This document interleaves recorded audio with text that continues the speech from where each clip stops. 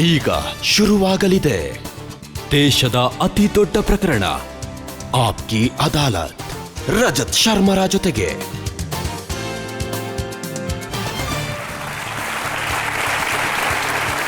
ನಮಸ್ಕಾರ.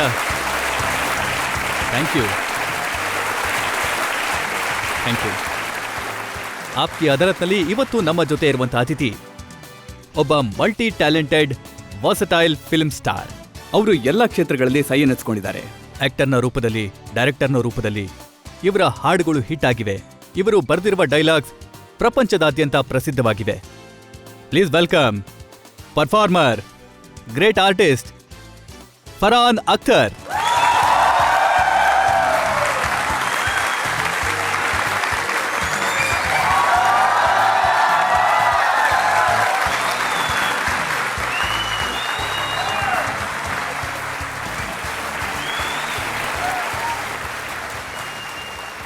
ಮತ್ತೆ ಆಪ್ಕಿ ಅದಾಲತ್ನಲ್ಲಿ ಇವತ್ತಿನ ನಮ್ಮ ಜಡ್ಜ್ ಬಹಳ ವಿಶೇಷವಾದವರು. ಅವರು ಭಾರತೀಯ ಸೇನೆಯ ಒಬ್ಬ ಆಫೀಸರ್. ಅವರನ್ನ one of the most decorated officer ಅಂತ ಕರೀತಾರೆ. ಡಿಫೆನ್ಸ್ನ ಎಕ್ಸ್ಪರ್ಟ್. ಭಾರತಕ್ಕಾಗಿ, ನಮ್ಮ ದೇಶಕ್ಕಾಗಿ ಬಹಳ ವೀರಾವೇಶದಿಂದ ಹೋರಾಡಿದ್ದಾರೆ. Please welcome retired major general Sanjay ಸೋಯಿ.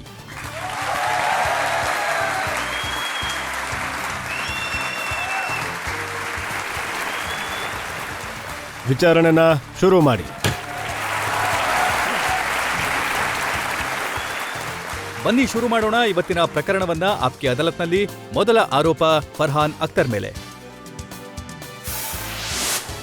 Aapki ಅದಾಲತ್ನಲ್ಲಿ ಫಿಲ್ಮ್ ಸ್ಟಾರ್ ಫರ್ಹಾನ್ ಅಖ್ತರ್ ಮೇಲೆ ಇರುವ ಆರೋಪ. ಇವರೊಬ್ಬ ಅಗೋಚರ ಪ್ರತಿಭೆ. ಫರ್ಹಾನ್, ನಾನು ನಿಮ್ಮ ಬಾಲ್ಯದ ಬಗ್ಗೆ ಕೆಲವು ವಿಷಯಗಳನ್ನ ಸಂಗ್ರಹ ಮಾಡಿದ್ದೀನಿ. ಹೇಳಿ. ಜಾವೇದ್ ಅಖ್ತರ್ ಸರ್, ನಿಮ್ಮ ಫಾದರ್ ಏನಿದ್ದಾರೆ, ಅವರಿಗೆ ಇಂಪ್ರೆಷನ್ ಇತ್ತಂತೆ ಇವನು ಮೌನವಾಗಿರ್ತಾನೆ, ತನ್ನ ಕೊಠಡಿಯೊಳಗೆ ಕುತ್ಕೊಂಡೇ ಇರ್ತಾನೆ, ಹೆಚ್ಚು ಮಾತಾಡೋದಿಲ್ಲ, ಯಾರ ಜೊತೆಗೂ ಗಲಾಟೆ ಮಾಡೋದಿಲ್ಲ. ಆದ್ರೆ ನಿಮ್ಮಕ್ಕ ಹೇಳ್ತಾರೆ ಮುಖದ ಮೇಲೆ ಮುಷ್ಟಿ ಮಾಡಿ ಹೊಡಿತಿದ್ರಂತೆ ನೀವು. ಇಲ್ಲ, ಅದು ಒಂದ್ಸರಿ ಆಕಸ್ಮಿಕವಾಗಿ ಬಿದ್ದಿತ್ತು ಅವರಿಗೆ. ಆದ್ರೆ ನಾನು ಅರ್ಧ ಪಾರ್ಸಿ ಆಗಿರೋದ್ರಿಂದ ಸ್ವಲ್ಪ ಶೂರ ಆಗಿದ್ದು ನ್ಯಾಯನೇ ಬಿಡಿ. ಹೌದು, ನಾನು ನನ್ನ ಪ್ರಪಂಚದಲ್ಲೇ ಕಳೆದೋಗಿರ್ತಿದ್ದೆ. ನನಗೆ ಕಥೆಗಳನ್ನ ಸೃಷ್ಟಿ ಮಾಡೋ ಹವ್ಯಾಸ ಹೆಚ್ಚಿತ್ತು. ನಾನು ಸ್ಕೂಲ್ ಬಸ್ಸಲ್ಲಿ ಹೋಗೋವಾಗ ಸ್ನೇಹಿತರ ಹತ್ರ ಹೇಳ್ತಿದ್ದೆ ಏನಂದ್ರೆ, ನಾನು ಬಸ್ಸಲ್ಲಿ ಕೂತ್ಕೊಂಡು ಸ್ನೇಹಿತರಿಗೆ ಹೇಳ್ತಿದ್ದೆ, ಯಾವಾಗ ನಾನು ಸ್ಕೂಲಿಂದ ಬರ್ತೀನಿ ನನ್ನ ಹತ್ರ ಒಂದು ವಿದೇಶಿ ಗಾಳಿಪಟ ಇದೆ, ನಾನು ಯಾವಾಗ ಬಿಲ್ಡಿಂಗ್ ಮೇಲೆ ಹೋಗ್ತೀನಿ ಆ ಗಾಳಿಪಟದ ದಾರ ಹಿಡ್ಕೊಂಡು ಹಾರ್ತೀನಿ, ಮತ್ತೆ ಆ ಗಾಳಿಪಟ ನನ್ನ ಸ್ಕೂಲ್ವರೆಗೂ ಕರ್ಕೊಂಡ್ ಬರುತ್ತೆ. ಒಬ್ಬ ಹುಡ್ಗ ಅಂತೂ ಮೇಲ್ ಹೋಗ್ಬಿಟ್ಟಿದ್ದ ಅವ್ರ ಟೆರಸ್ ಮೇಲೆ ಗಾಳಿಪಟ ತಗೊಂಡು. ಅವ್ರ ಪೇರೆಂಟ್ಸಿಗೆ ಗೊತ್ತಾಗಿ ಅವನನ್ನ ಕೆಳಗಡೆ ಕರ್ಕೊಂಡ್ ಬಂದಿದ್ರು. ಅಂದ್ರೆ my father did no all this. ಸುಳ್ಳು ಹೇಳೋದು ಅಭ್ಯಾಸ ಮಾಡ್ಕೊಂಡಿದ್ರ ನೀವೆಲ್ಲಾ ವಿಚಾರಗಳಲ್ಲಿ ಸುಳ್ಳು ಹೇಳ್ತಿದ್ರ? ಹೌದೌದು, ನಾನು ತುಂಬಾ ಸುಳ್ಳು ಹೇಳ್ತಿದ್ದೆ.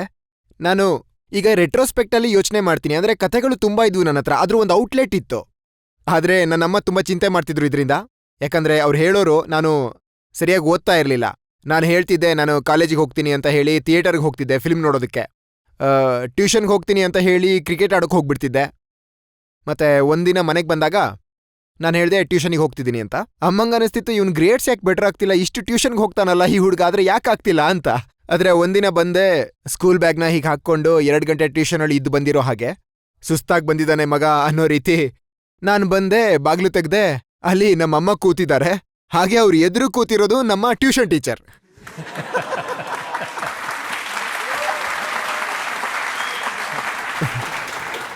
ಅದು ನನಗ್ ಗೊತ್ತಿಲ್ಲ ನಿಮ್ಮಲ್ಲಿ ಎಷ್ಟು ಜನ ಈ ರೀತಿ ಘಟನೆನ ದಾಟಿ ಬಂದಿದ್ದೀರಾ ಅಂತ. ಆದ್ರೆ ಜೆನ್ಯೂನ್ ಆಗಿ ಹೇಳ್ತೀನಿ ಸರ್, ಅಲ್ಲಿ ಭೂಮಿ ಕುಸ್ತೋದಂಗಾಗ್ಬಿಡ್ತು.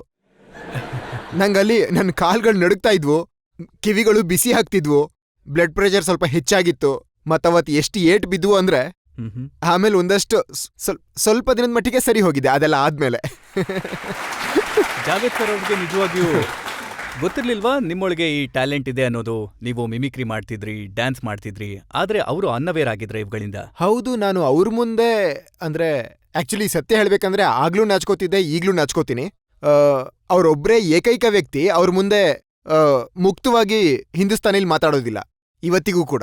ಯಾಕಂದ್ರೆ ನಂಗನ್ಸುತ್ತೆ ನಾನೇನಾದ್ರೂ ತಪ್ಪು ಹೇಳ್ಬಿಡ್ತೀನಿ. ಅಂದ್ರೆ ಅವ್ರ ನಾಲೆಡ್ಜ್ ಇದೆಯಲ್ಲ ಲ್ಯಾಂಗ್ವೇಜ್ ಬಗ್ಗೆ ಅವರಿಗೆ, ಸೊ ಅವ್ರ ಮುಂದೆ ಆಟೋಮ್ಯಾಟಿಕ್ ಆಗಿ ನನ್ನ ಲ್ಯಾಂಗ್ವೇಜ್ ಇಂಗ್ಲೀಷ್ ಆಗ್ಬಿಡುತ್ತೆ. ಹಾನೆಸ್ಟ್ಲಿ ಅವ್ರು ಕೇಳ್ತಾರೆ ನನ್ನ, ಯಾಕೆ ನೀನು ನನ್ನ ಜೊತೆ ಹಿಂದಿಲಿ ಮಾತಾಡಲ್ಲ ಅಂತ, ನೀನು ಹಿಂದಿ ಒಂದ್ ಮಟ್ಟಕ್ಕೆ ಚೆನ್ನಾಗೇ ಇದೆಯಲ್ಲ ಅಂತ. ನಾನು ಅವ್ರ ಮುಂದೆ ಡ್ಯಾನ್ಸಿಂಗಿಂದ ಹಿಡಿದು ಮಿಮಿಕ್ರಿವರೆಗೂ ಮತ್ತ್ ಹೀಗೆ ಮುಕ್ತವಾಗಿ ಮಾತಾಡೋದಕ್ಕೆ ಯಾವಾಗ್ಲೂ ಸ್ವಲ್ಪ ಹಿಂಜರಿತೀನಿ.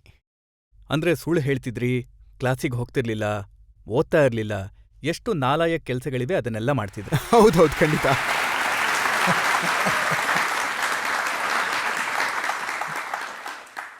ಹೌದು, ಅಂದ್ರೆ ನಾಲಾಯಕ ಆಗೋದ್ರಲ್ಲಿ ಫಸ್ಟ್ ಬಂದಿದ್ದೀನಿ ಯಾವಾಗ್ಲೂ. ಆದ್ರೆ ನನಗೆ ಮ್ಯೂಸಿಕಲ್ಲಿ ತುಂಬ ಆಸಕ್ತಿ ಇತ್ತು. ಜನರಿಗೆ ಎಂಟರ್ಟೈನ್ ಮಾಡೋದಕ್ಕೆ ತುಂಬ ಆಸೆ ಇತ್ತು ನನಗೆ. ಯಾವಾಗಲಾದರೂ ಸ್ಕೂಲಲ್ಲಿ ಏನಾದರೂ ಫಂಕ್ಷನ್ ಇದ್ರೆ ನನ್ನನ್ನೇ ಯಾವಾಗಲೂ ಕರೆಯೋರು ಡ್ಯಾನ್ಸ್ ಮಾಡೋದಕ್ಕೆ ಅಥವಾ ಏನಾದರೂ ಪರ್ಫಾರ್ಮ್ ಮಾಡೋದಕ್ಕೆ. ಮತ್ತೆ ಪಾರ್ಟಿಗಳಲ್ಲಿ ಕೂಡ ಮನೇಲಿ ಸ್ನೇಹಿತರ ಜೊತೆ ನಡೆಯೋದಲ್ಲ, ಅವಾಗ ಅಲ್ಲೂ ಕೂಡ ನಾನು ಹೇಗಾದ್ರೂ ಮಾಡಿ ಒಂದು ಅವಕಾಶ ಗಿಟ್ಟಿಸ್ಕೋತಿದ್ದೆ ಏನಾದರೂ ಪರ್ಫಾರ್ಮ್ ಮಾಡೋದಕ್ಕೆ. ಏನಂದ್ರೆ ಆ ವಿಷಯಗಳಲ್ಲಿ ನಂಗೆ ತುಂಬ ಆಸಕ್ತಿ ಇತ್ತು. ಅದಕ್ಕೆ ಬಾಲ್ಯದಿಂದ ನನ್ನ ಫ್ಯಾಮಿಲಿಗೆ ಅನ್ಸಿದೆ, ಇವನು ಏನೋ ಒಂದು ಆಗ್ತಾನೆ, ಇಲ್ಲ ಫಿಲ್ಮಲ್ಲಾದ್ರೂ ಮುಂದೆ ಬರ್ತಾನೆ ಅಂತ ಅನ್ಸಿತ್ತು ಅವರಿಗೆ ಆವಾಗ್ಲೇ. ಮತ್ತೆ ಯಾವಾಗ ಫಿಲ್ಮ್ಗಳಲ್ಲಿ ಅವಕಾಶ ಸಿಕ್ತು? 17ನೇ ವಯಸ್ಸಿನಲ್ಲಿ ನೀವು ಅಸಿಸ್ಟೆಂಟ್ ಕ್ಯಾಮರಾಮ್ಯಾನ್ ಆದ್ರಿ. ಹಾ. ಆದ್ರೆ ಎಷ್ಟು ದೊಡ್ಡ ಫಿಲ್ಮ್ ಅದು ಯಶ್ ಚೋಪ್ರಾ ಅವರದ್ದು ಅಂದ್ರೆ ಶ್ರೀದೇವಿ ಅಂತ ಆರ್ಟಿಸ್ಟ್ ಅಲ್ಲಿದ್ರು. ಶ್ರೀದೇವಿ ಅವರನ್ನ ನೀವು ಬೀಳಿಸ್ಬಿಟ್ರಂತೆ. ಸರ್, ನಾನ್ಯಾರು ಹೇಳಿ ಶ್ರೀದೇವಿ ಅವ್ರನ್ನ ಬೀಳ್ಸೋಕೆ? ಆದ್ರೆ ಒಂದ್ಸರಿ ಆ ರೀತಿ ಆಗಿತ್ತು. ನಾನು ಅಸಿಸ್ಟೆಂಟ್ ಕ್ಯಾಮ್ರಾಮನ್ ಆಗಿದ್ದೆ. ಮನ್ಮೋಹನ್ ಸಿಂಗ್ ಅವರಿದ್ರು, ಮಂಜಿ ಅಂತ ಕರೆಯೋರೆಲ್ಲ. ಅವರು ಕ್ಯಾಮ್ರಾಮನ್ ಆಗಿದ್ರು ಯಶ್ ಅವರಿಗೆ. ಅಂದ್ರೆ ಆ ಕಾಲದಲ್ಲಿ ಸೆಟ್ಟಲ್ಲಿ ಕೆಲಸ ಸಿಗೋದು ಆ ರೀತಿ ಸ್ಟ್ರಕ್ಚರ್ ಅಂತ ಏನಿರ್ಲಿಲ್ಲ. ನಾನು ಅವರಿಗೆ 7ನೇ ಅಥವಾ 8ನೇ ಅಸಿಸ್ಟೆಂಟ್ ಏನೋ ಆಗಿದ್ದೆ. ಅಲ್ಲಿ ಏನಂದ್ರೆ ಒಂದು ಯಶ್ ಸಾಬ್ ಅವರ ಫಿಲ್ಮ್ಗಳಲ್ಲಿ ಯಾವಾಗ್ಲೂ ಒಂದು ಡ್ಯಾನ್ಸ್ ಇರೋದು, moments of passion, moments of rage, ಈ ರೀತಿ ಇರೋದು. ಅವಾಗ ಶ್ರೀದೇವಿ ಅವರಿಗೆ ಏನೋ ಕೆಟ್ಟ ಸುದ್ದಿ ಬಂದಿದೆ. ಅವ್ರು ತಮ್ಮ ಫ್ರಸ್ಟ್ರೇಷನ್ನ ಡ್ಯಾನ್ಸ್ ಮೂಲಕ ತೋರಿಸ್ತಿದ್ದಾರೆ. ಅದವರ end shot, last final shot ಆಗಿತ್ತು ಆ ಸೀಕ್ವೆನ್ಸ್ದು. ಅದೊಂದು ಕ್ರೇನ್ ಶಾಟ್ ಆಗಿತ್ತು. ಮತ್ತದು ಇದೇ ರೀತಿ ವುಡನ್ ಫ್ಲೋರ್ ಆಗಿತ್ತು. ಅವ್ರ ಮನೇಲೇ ಇತ್ತು. ಅಲ್ಲೊಂದು ಸೆಟ್ ಹಾಕಿದ್ರು, ಒಂದು ಕ್ರೇನ್ ಶಾಟ್ ಇತ್ತು. ಮಂಜಿ ಹೀಗೆ ಕೂತಿದ್ದಾರೆ, ಕ್ಯಾಮ್ರಾದಲ್ಲಿ ನೋಡ್ತಿದ್ದಾರೆ. ಶ್ರೀದೇವಿ ಅವರು ಸರೋಜ್ ಅವ್ರ ಜೊತೆ ಅಲ್ಲೇ ಯಾವುದೋ ಕೊರಿಯೋಗ್ರಫಿ ಪ್ರಾಕ್ಟೀಸ್ ಮಾಡ್ತಿದ್ದಾರೆ. ಮತ್ತೆ ಎಲ್ಲ ತಯಾರಾಗಿತ್ತು. ಮಂಜಿ ಅವರು ಲೆನ್ಸ್ ಮೂಲಕ ನೋಡಿ ಹೇಳಿದ್ರು, ನೋಡಿ ಅಲ್ಲಿ ನೆಲದ ಮೇಲೇನೋ ಚೆಲ್ಲಿದೆ, ಏನೋ ಕಲೆ ಆಗಿದೆ ಅಂತ ಅನ್ಸುತ್ತೆ, ಬೇಗ ಅದನ್ನ ಕ್ಲೀನ್ ಮಾಡ್ಬಿಡಿ. ನಾನಂದೆ, ನಾನ್ ಮಾಡ್ತೀನಿ ಬಿಡಿ. ನಾನೊಂದು ಬಕೆಟ್ ತಗೊಂಡೆ, ಅಲ್ಲಿದ್ದ ಬಟ್ಟೆ ಎಲ್ಲ ಎತ್ಕೊಂಡೆ, ನಾನು ಮಂಡಿ ಊರಿ ಹೀಗೆ ಅಲ್ಲಿ ನೆಲ ಒರೆಸೋದಕ್ಕೆ ಶುರು ಮಾಡ್ದೆ. ನಾನು ಮೇಲ್ ನೋಡ್ಕೊಂಡು ಮಂಜಿ ಹೇಳಿ ಇಲ್ಲ ಇಲ್ಲ ಅಂತ ಹೋಗ್ತಿದ್ದೆ, ಹೀಗೆ ಪಾಲಿಶ್ ಮಾಡ್ಕೊಂಡು. ಅಲ್ಲಿಂದ ಶ್ರೀದೇವಿ ಅವರು ನಡ್ಕೊಂಡು ಬರ್ತಿದ್ರು. ನಾನು ಹಂಗೆ ಕ್ಲೀನ್ ಮಾಡ್ತಾ ಹೋಗ್ತಾ ಇದ್ದೀನಿ, ಅವ್ರು ಬಂದು ಸೀದಾ ಪಾಲಿಶರ್ ಮೇಲೆ ಕಾಲಿಟ್ಬಿಟ್ರು. ಅವಾಗ ನಾನು ಸತ್ಯ ಹೇಳ್ತಿದ್ದೀನಿ, ಬಹಳ ಕಡಿಮೆ ಸಲ ಆಗೋದು ಈ ರೀತಿ ಲೈಫಲ್ಲಿ. ಜನ ಹೇಳ್ತಾರೆ ನೋಡಿ, ಯಾವಾಗ ಆಕ್ಸಿಡೆಂಟ್ ಆಗುತ್ತಲ್ಲ ಗಾಡಿಗೆ, ಅವಾಗ ಎಲ್ಲ ಸ್ಲೋ ಮೋಷನ್ ರೀತಿ ಆಗ್ತಿರುತ್ತೆ ಅಂತ ಹೇಳ್ತಾರೆ. ನಿಮ್ಗೆಲ್ಲ ಜ್ಞಾಪಕ ಇರುತ್ತೆ. ನನಗೂ ಹಾಗೆ ಜ್ಞಾಪಕ ಇದೆ. ಶ್ರೀದೇವಿ ಅವರು ಅಲ್ಲಿ ಜಾರ್ದಾಗ ನಾನಲ್ಲಿ ಹಾಗೆ ನಿಂತಿದ್ದೆ. ಶ್ರೀದೇವಿ ಅವ್ರು ಹಂಗೆ ಹಾರ್ಕೊಂಡು ಬರ್ತಿದ್ದಾರೆ ಗಾಡಿಲಿ. ಇಲ್ಲ, ನಿಜ. ಅವರು ಪೂರ್ತಿ ಅವ್ರು 2 ಕಾಲು ಮೇಲ್ ಹೋಗ್ಬಿಟ್ಟಿವೆ ಗಾಳಿಲಿ. ಅವ್ರು ಸೀದಾ ನನ್ ಮುಂದೆ ಧಡಾರ್ ಅಂತ ಬಿದ್ರು ನೋಡಿ. ನನ್ನ ಮುಂದೆನೆ ನಾನು ಹೀಗಿದ್ದೀನಿ, ಶ್ರೀದೇವಿಯವ್ರು ಇಲ್ಲಿ ಬಿದ್ದಿದ್ದಾರೆ. ಮತ್ತೆ ಫುಲ್ಲು ಸೈಲೆಂಟು ಸೆಟ್ಟಲ್ಲಿ. ನೀವ್ ಯಾವಾಗಾದ್ರೂ ಫಿಲ್ಮ್ ಸೆಟ್ಟಿಗೆ ಹೋದ್ರೆ ಅಲ್ಲಿ ಖಂಡಿತ ಸೈಲೆನ್ಸ್ ಅಂತೂ ಇರೋದಿಲ್ಲ, ತುಂಬಾ ಗಲಾಟೆ ಇರುತ್ತೆ. ಆದ್ರೆ ಅವತ್ತು ಎಷ್ಟು ಸೈಲೆಂಟ್ ಆಗಿತ್ತು ಅಂದ್ರೆ ನೀವು ನಿಮ್ಮ ಉಸಿರು, ಹೃದಯದ ಬಡಿತ ಎಲ್ಲ ಕೇಳಿಸ್ಕೋಬೋದಿತ್ತು. ಮತ್ತೆ ಒಳ್ಳೆ ವಿಚಾರ ಏನಾಯ್ತಂದ್ರೆ, ನಂಗನ್ಸಿತ್ತು ನನ್ನ ಕೆರಿಯರ್ ಮುಗೀತು, ಇನ್ಮುಂದೆ ನಂಗೆ ಯಾವತ್ತೂ ಯಾವ ಫಿಲ್ಮ್ನಲ್ಲೂ ಕೆಲಸ ಸಿಗೋದಿಲ್ಲ ಅಂತ. ಆದ್ರೆ ಶ್ರೀದೇವಿ ಅವರು, ನಾನಂತೂ ಅವರಿಗೆ ಬಹಳ ಕೃತಜ್ಞನಾಗಿರ್ತೀನಿ. ಯಾಕಂದ್ರೆ ಅವ್ರು ನಗೋದಕ್ಕೆ ಶುರು ಮಾಡಿದ್ರು. ಯಾವಾಗ ಅವ್ರು ನಗೋದಕ್ಕೆ ಶುರು ಮಾಡಿದ್ರು ಹಾ ಅಂತ, ಅವಾಗ ಬೇರೆಯವ್ರೇನ್ ನರ್ವಸ್ ಆಗಿದ್ರಲ್ಲ, ಅವರು ಎಲ್ಲ ಒಂದೇ ಸರಿ ಅಂತ ಅಲ್ಲಿ. ಆಮೇಲೆ ಎಲ್ಲ ಬಂದು ಓಕೆ ಅವ್ರನ್ನ ಎತ್ತಿದ್ರು, ಹಿಂಗೆಲ್ಲ ಆಗುತ್ತೆ ಬಿಡಿ ಪರವಾಗಿಲ್ಲ ಅಂತ. ಅವರು ನೋ ಇಟ್ಸ್ ಓಕೆ ಅಂದ್ರು. ನನ್ನ ಕರಿಯರ್ ಏನ್ ಶುರು ಆಯ್ತು, ಅದು ಅವ್ರ ಕೃಪೆನೆ ನಾನು ಇವತ್ತು ಇಲ್ಲಿ ನಿಮ್ಮ ಮುಂದೆ ಕೂತಿದ್ದೀನಿ. ನೋಡಿ, ನಿಮ್ಮ ಕರಿಯರ್ನಲ್ಲಿ ನೀವು ನಿಜಕ್ಕೂ ಅಚ್ಚರಿ ಮೂಡಿಸಿದ್ದೀರ. 25ನೇ ವಯಸ್ಸಿಗೆನೆ ನೀವು ಫಿಲ್ಮ್ ಡೈರೆಕ್ಟರ್ ಆಗಿದ್ರಿ. ಹೌದು. ಮತ್ತೆ ಅದೂ ಅಲ್ಲದೆ ಆ ಫಿಲ್ಮ್ನಲ್ಲಿ ಆಮೀರ್ ಖಾನ್ ಅಂತ ಸೂಪರ್ ಸ್ಟಾರ್ನ ಕಾಸ್ಟ್ ಮಾಡಿದ್ರಿ. ಹೌದು, ಇದು ಆಮೀರ್ ಖಾನ್ ಅವ್ರನ್ನ ಕಾಸ್ಟ್ ಮಾಡೋದು ಏನ್ ಸುಲಭದ ಕೆಲಸ ಆಗಿರ್ಲಿಲ್ಲ. ಮತ್ತೆ ನಿಜ ಏನಂದ್ರೆ, ಆ ಫಿಲ್ಮ್ನ ನಾನು ಬರೆದು ಮುಗಿಸ್ದಾಗ ಅದು ಆ ಸಮಯದಲ್ಲಿ ನನ್ನ ಮನಸ್ಸಲ್ಲಿ ಇದ್ದಿದ್ದ ಹೆಸರು ಯಾವುದು ಅಂದ್ರೆ ಹೃತಿಕ್. ಅವನು ಹಿಂದಿನ ವರ್ಷ ತಾನೇ ಡೆಬ್ಯೂ ಮಾಡಿದ್ದ. ಅಭಿಷೇಕ್ ಬಚ್ಚನ್ ಅವರು ಕೂಡ 2000ರಲ್ಲಿ ಡೆಬ್ಯೂ ಮಾಡಿದ್ರು.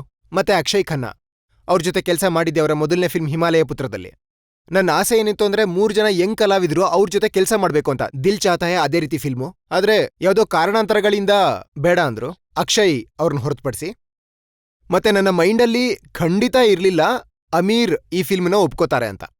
ಅವಾಗ ನಾನು ಎಲ್ರನ್ನೂ ಭೇಟಿ ಮಾಡಿದೆ. ಅಂದ್ರೆ ಯಾರು ಆ ಸಮಯದಲ್ಲಿ ಕೆಲಸ ಮಾಡ್ತಾ ಇದ್ರು ಫಿಲ್ಮ್ ಇಂಡಸ್ಟ್ರಿಲಿ. ನಾನು ಎಲ್ರೂ ಮನೆ ಬಾಗ್ಲೂ ತಟ್ಟಿದ್ದೀನಿ. ಎಲ್ರೂ ನನಗೆ ಹೇಳಿದ್ದು ನಾನು ಮಲ್ಟಿ ಹೀರೋ ಮಾಡಕ್ ಇಷ್ಟ ಇಲ್ಲ ಅಂತ. ಆ ಸಮಯ, ಆ ಕಾಲ ಏನಿತ್ತು 90sಲ್ಲಿ, ಲೇಟ್ 90s ಏನಿತ್ತು ಅಂದ್ರೆ ಅದು ಲವ್ ಟ್ರಯಾಂಗಲ್. ಎಲ್ರೂ ಲವ್ ಟ್ರಯಾಂಗಲ್ ಮಾಡೋಕೆ ಇಷ್ಟಪಡೋರು. ಒಬ್ನಿಗೆ ಹುಡುಗಿ ಸಿಕ್ತಿದ್ಲು, ಇಲ್ಲ ಒಬ್ಳಿಗೆ ಹುಡುಗ ಸಿಕ್ತಿದ್ದ, ಇನ್ನೊಬ್ರು ಹಾರ್ಟ್ ಬ್ರೋಕನ್ ಸಾಜನ್ ರೀತಿ ಏನು ಸ್ಯಾಡ್ ಹಾಡ್ಗಳನ್ನ ಹಾಡೋರು. ಸಿಂಪತಿ ಸಿಗೋದು ಎಲ್ರಿಗೂ ಫಿಲ್ಮ್ಗಳಲ್ಲಿ, ಅದನ್ನೇ ಇಷ್ಟಪಡೋರು ಎಲ್ರು. ಆಮೇಲೆ ಕೊನೆಗೆ ನಾನು ಅಮೀರ್ಗೆ ಹೇಳ್ದೆ ಕೂಡ ಈ ಮಾತನ್ನ, ಏನಂದ್ರೆ I came to you because I didn't have a choice. ಮತ್ತೆ ನಾನು ಅಮೀರ್ ಹತ್ರ ಹೋದೆ, ಅಮೀರ್ ಕತೆ ಕೇಳಿದ್ರು. ಮತ್ತೆ ಅವ್ರು ಹೇಳಿದ್ರು ಆ ಸಮಯ ಡೈಲಾಗ್ಸ್ ಏನಿದ್ವು ಇಂಗ್ಲೀಷಲ್ಲಿದ್ವು. ಅದಕ್ಕೆ ಅವ್ರು ಹೇಳಿದ್ರು, ನೀವೊಂದು ಕೆಲಸ ಮಾಡಿ, ಸ್ಕ್ರಿಪ್ಟ್ ನಂಗೆ ತುಂಬ ಇಷ್ಟ ಆಗಿದೆ, ಆದರೆ ನೀನಿದನ್ನ ಇಂಗ್ಲೀಷಲ್ಲಿ ಮಾಡು. ನಾನು ಹೇಳಿದೆ, ಇಲ್ಲ ಇದು ಇಂಗ್ಲೀಷಲ್ಲಿ ಮಾಡೋಕ್ಕಾಗಲ್ಲ, ಇದು ಹಿಂದಿ ಫಿಲ್ಮು, ಹಿಂದಿನಲ್ಲೇ ಮಾಡಬೇಕು. Then he said, Hindi film ಹೇಗೆ, ಡೈಲಾಗ್ಸ್ ನೋಡಿದ್ರೆ ಇಂಗ್ಲೀಷಲ್ಲಿ ಇದಾವಲ್ಲ. ನಾನು ಹೇಳಿದೆ, ಸರಿ ನಾನು ಹಿಂದಿಲಿ ಡೈಲಾಗ್ಸ್ ಬರ್ಕೊಂಡು ಬರ್ತೀನಿ ಅಂತ ವಾಪಸ್ ಬಂದೆ. ನಾನು ಹಿಂದಿನಲ್ಲಿ ಡೈಲಾಗ್ಸ್ ಬರ್ಕೊಂಡು ಮತ್ತೆ ಕೇಳಿಸ್ದೆ. ಅವಾಗ ಹೇಳಿದ್ರು, ಸರಿ ಒಂದು ಕೆಲಸ ಮಾಡೋಣ, ನಾನು 3 ತಿಂಗಳು ನಂತರ ಮತ್ತೆ ಕೇಳಬೇಕು ಅಂದ್ಕೊಂಡಿದ್ದೀನಿ. ನಾನು ಹೇಳಿದೆ ಸರಿ ಅಂತ. ಆಮೇಲೆ 3 ತಿಂಗಳು ವೆಯ್ಟ್ ಮಾಡಿದೆ, ಮತ್ತೆ ಭೇಟಿಯಾಗೋಕೆ ಟ್ರೈ ಮಾಡ್ತಿದ್ದೆ. ಅವರು ಒಂದು ಕೆಲಸದಲ್ಲಿ ಬಿಸಿ, ಇನ್ನೊಂದು ಕೆಲಸದಲ್ಲಿ ಬಿಸಿ, ಮತ್ತೊಂದು ಕೆಲಸದಲ್ಲಿ ಬಿಸಿ ಅಂತ ಸಿಗ್ತಾನೆ ಇರಲಿಲ್ಲ. 8 ತಿಂಗಳು ಹೀಗೆ ಕಳೆದೋಯ್ತು. ನಾನು ಆಮೇಲೆ ಅವ್ರ ಮನೆ ಹತ್ರ ಹೋದೆ. ಅವ್ರ ಬಳಿ ಒಂದು ಸೆಕ್ಯೂರಿಟಿ ಕ್ಯಾಮ್ರಾ ಇತ್ತು, ಅದರಲ್ಲಿ ಬೆಲ್ ಹೊಡೆದ್ರೆ ನಿಮ್ಮ ಮುಖ ಒಳಗಡೆ ಕಾಣಿಸೋದು. ನಾನು ನನ್ನ ಸ್ಕ್ರಿಪ್ಟ್ ಜೊತೆ ನಿಂತ್ಕೊಂಡಿದ್ದೆ ಹೊರಗಡೆ. ನಾನು ಬೆಲ್ ಒತ್ತಿ ಅಲ್ಲೇ ನಿಂತ್ಕೊಂಡು ಸ್ಕ್ರಿಪ್ಟ್ ಓದ್ಕೊಂಡು ಕ್ಯಾಮ್ರಾ ಹತ್ರ ನಾನು ಹೇಳಿದೆ, ಇಲ್ಲಿಂದನೇ ಶುರು ಮಾಡೋಣ. ಅದು ಆ ಸಮಯದಲ್ಲಿ ಒಂದು ರೀತಿ ಭಂಡ ಧೈರ್ಯ ಇತ್ತು, ಯಾಕಂದ್ರೆ ಕಳ್ಕೊಳ್ಳೋಕೇನು ಇರ್ಲಿಲ್ವಲ್ಲ. ಆದ್ರೆ ಜನ ತಿಳ್ಕೊಂಡಿದ್ದಾರೆ ಈತ ಜಾವೇದ್ ಅಖ್ತರ್ನ ಮಗ. ಅವ್ರೊಂದು ಫೋನ್ ಮಾಡಿದ್ರೆ ಆಮಿರ್ ಖಾನ್ಗೆ ನಿಮ್ ಫಿಲ್ಮಲ್ಲಿ ಬಂದು ಕೆಲಸ ಮಾಡ್ತಾರೆ ಅಂತ. ಇಲ್ಲ, ಹಾಗಾಗ್ಲಿಲ್ಲ. ಮತ್ತೆ ಒಳ್ಳೇದೇ ಆಯ್ತು ಆ ರೀತಿ ಆಗದೆ ಇದ್ದಿದ್ದು. ನನ್ನ ತಂದೆ ನನಗೆ ಹೇಳಿದ್ರು ಕೂಡ, ಅಲ್ಲ ನೀನ್ ಹೇಳ್ದೆ ಅವನು ಸಿಗ್ತೀನಿ ಅಂತ ಹೇಳಿದ್ದ, ಆದ್ರೆ ಅವನು ಸಿಗ್ತಿಲ್ಲ ಅಂತ. ನಾನೀಗ ಫೋನ್ ಮಾಡ್ಲಾ ಬೇಡ್ವಾ? ಅವರು ಇದ್ರ ಬಗ್ಗೆ ಯೋಚಿಸ್ತಾ ಇದ್ರು, ಆಮೇಲೆ ಡಿಸೈಡ್ ಮಾಡಿದ್ರು ಬೇಡ ಅಂತ. ಮತ್ತೆ ಅಮೀರ್ ಅವ್ರಿಗೂ ಈ ಸಿಚುವೇಶನ್ ಹೇಳ್ದಾಗ ನಾನು ಡಿಸೈಡ್ ಮಾಡ್ದೆ ಬೇಡ ಅಂತ. ಆಗ ಅಮೀರ್ ಅವ್ರಿಗೆ ಹೇಳಿದ್ರಂತೆ, ಒಳ್ಳೇದೇ ಆಯ್ತು ನೀವು ಫೋನ್ ಮಾಡ್ದೆ ಇದ್ದಿದ್ದು, ಯಾಕಂದ್ರೆ ನೀವೇನಾದ್ರೂ ಫೋನ್ ಮಾಡಿದ್ರೆ ಬಹುಶಃ ನಾನು ಅವನ್ನ ಭೇಟಿ ಆಗ್ತಿರ್ಲಿಲ್ವೇನೋ. ನಾನು ಪರೀಕ್ಷೆ ಮಾಡ್ದೆ, ಅವನಿಗೆ ನಾನೇ ಬೇಕಾ, ಅವನು ನನಗೋಸ್ಕರ ವೆಯ್ಟ್ ಮಾಡ್ತಾನಾ ಅಥವಾ ಇಲ್ವಾ, ಅದನ್ನ ನೋಡೋಕೆ ಅವನನ್ನ ಟೆಸ್ಟ್ ಮಾಡ್ತಿದ್ದೆ. ಅವನ ರಿಸಾಲ್ವ್ ಎಷ್ಟಿದೆ, ಈ ಫಿಲ್ಮ್ನ ಅಮೀರ್ ಖಾನೇ ಮಾಡಬೇಕು ಅನ್ನೋದು ಅವನಿಗೆ. ಸೊ ಅದಕ್ಕಾಗಿ ಅವ್ರು ನನ್ನ 8 ತಿಂಗಳು ಕಾಯಿಸಿದ್ರು ಅಷ್ಟೇ. ಆ ಫಿಲ್ಮ್ ನನಗೆ ನೆನಪಿದೆ, ಸೈಫ್ ಅಲಿ ಖಾನ್ ಕೂಡ ಬೇಡ ಅಂದಿದ್ರಂತೆ ಲಾಸ್ಟ್ ಮಿನಿಟ್ ಅಲ್ಲಿ, ಇಲ್ಲ ನಾನು ಈ ಫಿಲ್ಮ್ ಅಲ್ಲಿ ಕೆಲಸ ಮಾಡೋದಿಲ್ಲ ಅಂತ. ಹೌದು, ಇದು ಕೂಡ ನಿಜಾನೇ. ಏನಂದ್ರೆ ಬರೀ 10 ದಿನ ಉಳ್ದಿತ್ತು ಮೊದಲನೇ ದಿನದ ಶೂಟಿಂಗ್ ಶುರು ಮಾಡೋಕೆ. ಮತ್ತೆ ನನಗೆ ಸೈಫ್ನ ಒಂದು ಫೋನ್ ಬಂತು, ಏನಂದ್ರೆ ನನಗೆ ತುಂಬಾ ಒಳ್ಳೆ ಫಿಲ್ಮ್ ಸಿಕ್ಕಿದೆ, ಲವ್ ಟ್ರಯಾಂಗಲ್. ನಾನು ಅದನ್ನ ಮಾಡಬೇಕು ಅಂದ್ಕೊಂಡಿದ್ದೀನಿ, ಅದರಲ್ಲಿ ನನ್ನ ರೋಲ್ ಬಹಳ ಚೆನ್ನಾಗಿದೆ, ಅದು ಇದು ಅಂತ. ಅಂದ್ರೆ ನಮ್ಮೆಲ್ಲರೂ ಹೃದಯನೇ ಒಡೆದೋಯ್ತು. ನಾವು ಎಷ್ಟು ಎಕ್ಸೈಟ್ ಆಗಿದ್ವಿ. ರೀಡಿಂಗ್ಸ್ ಎಲ್ಲ ಆಗಿತ್ತು, ರಿಹರ್ಸಲ್ ಆಗಿತ್ತು, ಮತ್ತೆ ಒಂದು ಎಮರ್ಜೆನ್ಸಿ ಮೀಟಿಂಗ್ ಕರೆದ್ವಿ. ಕ್ಯಾಬಿನೆಟ್ ಮೀಟಿಂಗ್ ಆಗುತ್ತಲ್ಲ, ಹಾಗೆ ನಮ್ದು ಒಂದು ಮೀಟಿಂಗು. ಅದು ನಮ್ಮ ಫಾದರ್ ಮನೇಲಿ. ಅಲ್ಲಿ ರಿತೇಶ್ ನನ್ನ ಪಾರ್ಟ್ನರು ಅವರಿದ್ರು, ನಾನು ಇದ್ದೆ, ನನ್ನ ಫಾದರ್ ಇದ್ರು, ಮತ್ತೆ ಅಮೀರ್ ಕೂಡ ಬಂದಿದ್ರು ಅಲ್ಲಿಗೆ. ನಾವೆಲ್ಲ ಯೋಚನೆ ಮಾಡ್ತಿದ್ವಿ, ಸೈಫ್ ಬರೋನಿದ್ದ ಇನ್ನೇನು ಅರ್ಧ ಗಂಟೆಲಿ, ಅವನಿಗೆ ನಾವು ಏನ್ ಹೇಳ್ಬೇಕು, ಯಾವ ರೀತಿ ಅವನನ್ನ ಕನ್ವಿನ್ಸ್ ಮಾಡೋದಂತ, ಈ ಫಿಲ್ಮ್ ಮಾಡು ಅಂತ. ಅಲ್ಲಿ ಹಾಗೂ ಹೀಗೂ ಮಾಡಿ ಸಂಜೆ ಅಷ್ಟರಲ್ಲಿ ಅವನನ್ನ ಒಪ್ಸಿದ್ವಿ. ಅಮೀರ್ ನನಗೆ ಬಹಳ ಡಿಸ್ಟಿಂಗ್ಲಿ ನೆನ್ಪಿದೆ. ಅಮೀರ್ ಆತನಿಗೆ ಹೇಳಿದ್ರು, ಸೈಫ್ ನೀನೇನಾದ್ರೂ ಈ ಫಿಲ್ಮ್ ಮಾಡಿಲ್ಲ ಅಂದ್ರೆ ತುಂಬಾ ದೊಡ್ಡ ತಪ್ಪು ಮಾಡ್ದಾಗುತ್ತೆ ನಿನ್ ಕೆರಿಯರಲ್ಲಿ, ಈ ಫಿಲ್ಮ್ ಮಾಡದೇ ಇದ್ರೆ. ಅದು ಹೇಗೋ ಅವ್ನು ಕನ್ವಿನ್ಸ್ ಆದ. And fortunately I am very very happy we did the film. Aamir ನನ್ನ ಹತ್ರ ಹೇಳಿದ್ರು, ಸೈಫ್ ಬರೋದಕ್ ಮುಂಚೆ ಏನಾದ್ರೂ ಸೈಫ್ ಮೀಟಿಂಗ್ ಆದ್ಮೇಲೂ ಕೂಡ ಈ ಫಿಲ್ಮ್ ಮಾಡೋದಿಲ್ಲ ಅಂದ್ರೆ ಕೇವಲ ಒಬ್ಬ ವ್ಯಕ್ತಿ ಮಾತ್ರ ಈ ರೋಲ್ ಮಾಡೋಕ್ ಸಾಧ್ಯ ಅಂದ್ರು. ನಾನು ಎಕ್ಸೈಟ್ ಆದೆ, ಯಾರೋ ಇದಾರಲ್ಲ ಅಂತ. ನಾನು ಕೇಳಿದೆ ಯಾರ ವ್ಯಕ್ತಿ ಅಂತ. ಹಿ ಸೆಡ್, ನೀನೆ.